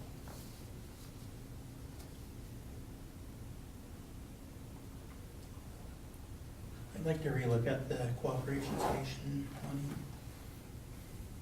So now, given that context, that's what I'd like is a conversation about this, because essentially, what our practice has been is to revise this list and work these numbers a little bit, and or ask questions about them, and then approve the whole thing as a lump sum. So I think questions are perfectly legitimate. Yeah, I got some calls from some local daycare private people on the cooperation station amount of money, and to give someone like that $10,000 and not look at everybody else at the other daycare providers doesn't seem right to me. So I think for I think- clarification, is that $10,000 is not the cooperation station recommendation It's- anymore? It's for training for all daycare Well, providers? it's for Cooperation Station, but their proposal is that they would make the service available to other providers as well. Okay. That's- And a private daycare doesn't have the same classification as Cooperation Station. Legally, we can't give money to a private daycare. Correct? I mean, every private daycare couldn't come in and apply for this. No, we couldn't, and there is precedent, and I did talk with a couple of other county administrators and some other program people, and determining public good and determining authorization for, I mean, there's precedent to say we could donate to them because they're 501c3, and we would agree that there's a public purpose.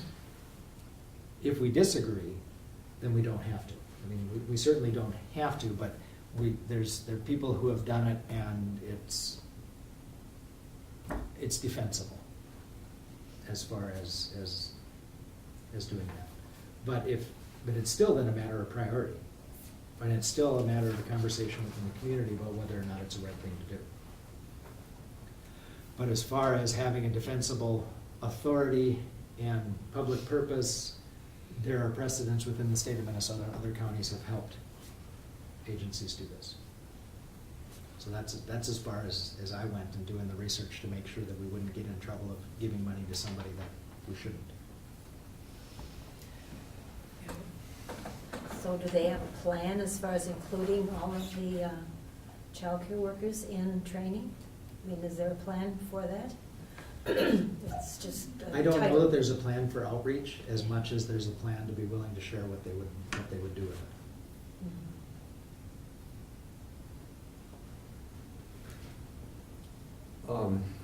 You know, I know when we were working with the Y daycare, part of our outreach in starting childcare at the Y was to work with and offer training, and we shared materials and so forth with all the other daycares. So I know that to some extent this might be a redundancy, but maybe it's very well needed. You know, I'm not saying that, but I know that that was part of our mission when we started it.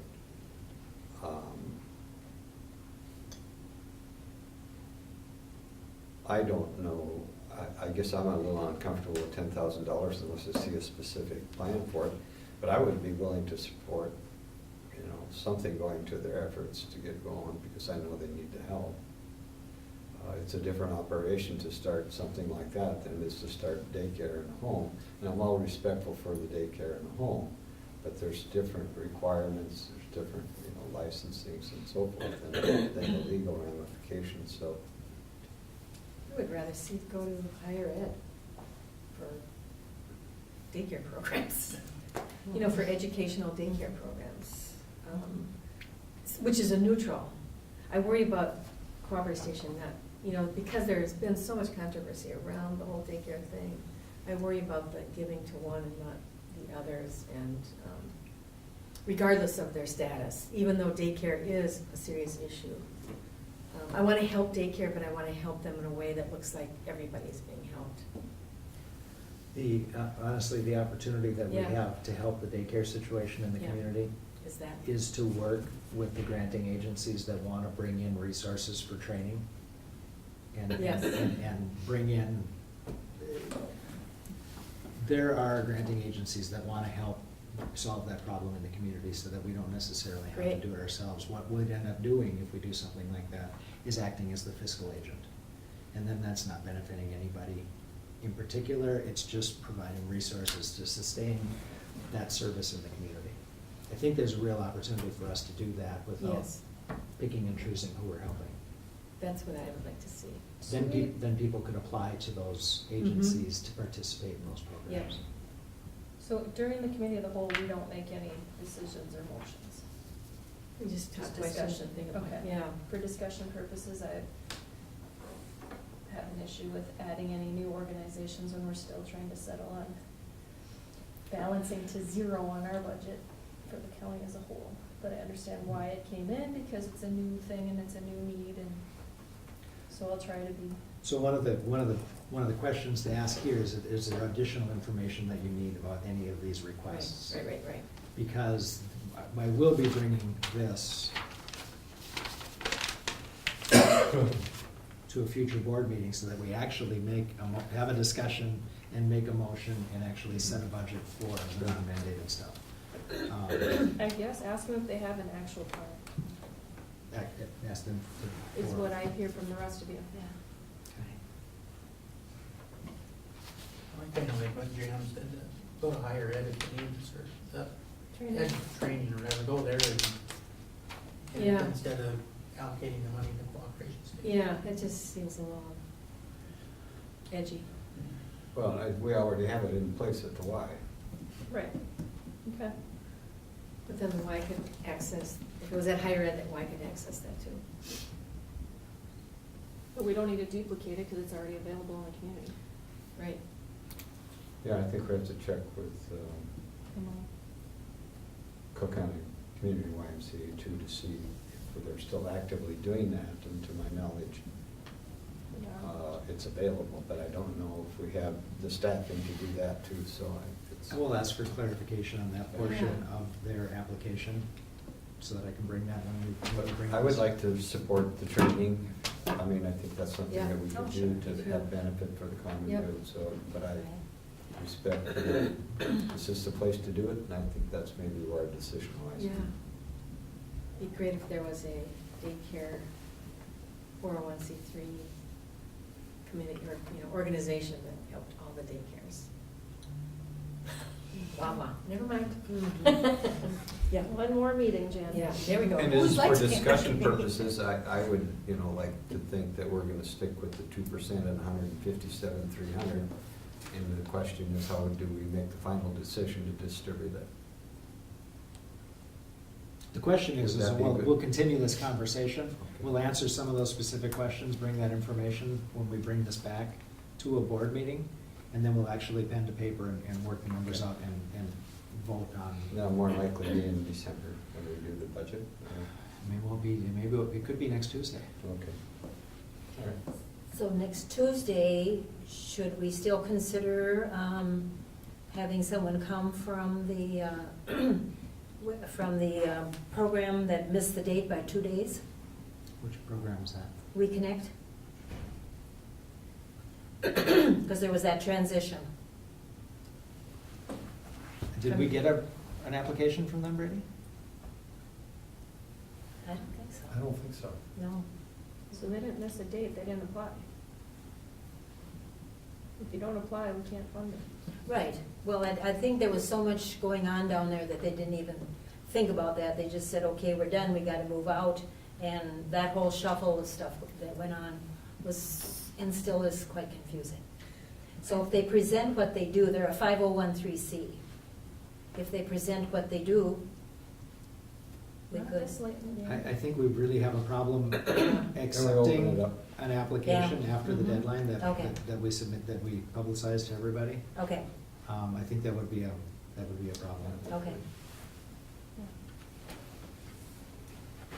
I think I would need more information about even the $19,000 in the program from Birch Grove. I just would need that spelled out a little bit.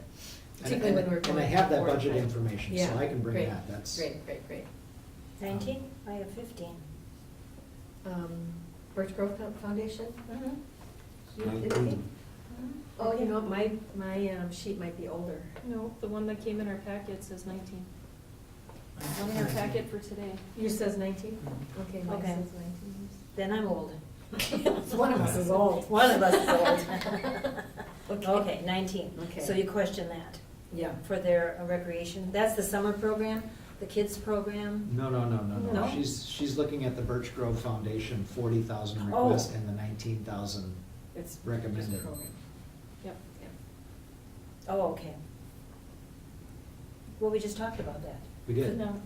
And she was just clarifying Oh. that she still had a question about it. Oh, Yeah. okay, because we talked about the facility or the program. Yep. Yeah. But the recreation program, you're fine with that? Yep. Yeah. Community Ed Rec and Birch Grove, that's kind of their summer program. Okay, That's the summer That's- program, yeah. yeah. Yeah, because the recommendation is the same as this year Mhm. for that. Yeah. The 19 is a lot more than last year, or this Mhm. year. We're in 2017. Yeah. We're not in 2018. Right. 2017 is not last year yet. Okay. Yeah.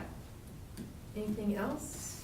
Then the only other calisthenics Yeah. that I did to make this work is by granting the full 157.3 down in that area. I took the Schroeder Historical Society out of there and pushed it up to consider it with Oh, the that's Cook right. County Historical Society. Right. And to make that not exceed the budget, you'll Right. see that I adjusted two numbers. And we're gonna have to have a conversation about that, but I wanna show you the math that I did to get there. That the Schroeder Historical Society request was for 13.5. And I know that there has been broad support from this group for that Right. group. Right. And so I'm just showing one representation of, say, taking the 62.5 requested for the Historical Society and splitting it between the two. Okay, that makes sense. So in all honesty, that hasn't been vetted by a committee. That was just me showing how we met that fiscal need and still kept the request below down to 157.3. Then representing the Historical Society, I guess I have, what is that $10,000 for? Program? For the Schroeder Historical Society? Or at will for them? Just everything they do. Okay, just to, Yeah, it's really sort of splitting, the 62.5 requested Yep. But the proportionately. then we set lots. precedent that we now have to do for Chickawauk and, Chickawauk has already pointed out several times over and over again that they don't ask for money. I know, but. And it's we've the been funding same Schroeder precedent. for a very long time. Oh, we have, I'm Yes. sorry. So long, Yeah. since 2011. Schroeder's on here Oh, from yeah. 2011. I'm wrong. Yeah. So I'm simply showing just it in didn't- a different place because it doesn't fit Right. in public health. I didn't see it anyplace else, but now I understand your explanation. It's moved up, Okay. it's moved up. So they were under discretionary nonprofit, and now we're Yeah. moving them up to there. So they're together. I'm just showing them because they don't fit in public health. I understand, thank you. And the other ones that relate under culture, Okay. arts and culture, I grouped together and we made a, Yeah, as long as we funded them in the past, I have no problem with it. What Chickawauk does is raise its entry fee and do more fundraising. Well, they've so got, they different. don't have to operations, ask. Different model. so anyway, I just wanted to go through the assumptions and the numbers that are on there and we'll put it on the agenda. Yeah. I'm planning on putting these things on the agenda for Tuesday so that we can discuss Yep. them. If we come to a conclusion, then we're done. Yep. We have to approve Yep. this budget, the EDA budget, and the library budget. The library is gonna be here on Tuesday next week at some point in the approval of the whole budget process. Those three are the ones really that we'd have to specifically, well, the EDA one we have to specifically authorize, and the library one we have to specifically authorize. We don't have to specifically authorize this, we just need to make it fit in whatever our final budget is for the county. Okay. The rest comes Correct. out of the And, yeah, and the fire Got it. budgets, I think you looked at them, but we should see those also. Great. So I just have one more question. The Art County has got 5,500 and 15,200 and another. I'm sorry, the $15,200 is a summary of 5,500, 2,000, 2,700, and 5,000. It's all four of them. It's Got all it. four of them. Got It's it, just got it, the, got it. it's just the highlighted Yep, of saying, it's all okay, arts and culture. when people are Yep. saying don't support arts and culture, I really wanted to pull that out Got and it. show, this is the amount of money out of this group that we're setting aside for that. Got it. 15,000 ugly little To a how many $1 million economy that Right. arts and culture is Yeah. to us. So, Is it still 40 million? no, it's, Yeah, what, the arts and culture, the arts economy. arts economy? Anyway, that number is just a summary of those four to show arts and Yeah. culture within the subset of discretionary outside of the public health related issues. Great. I get it now.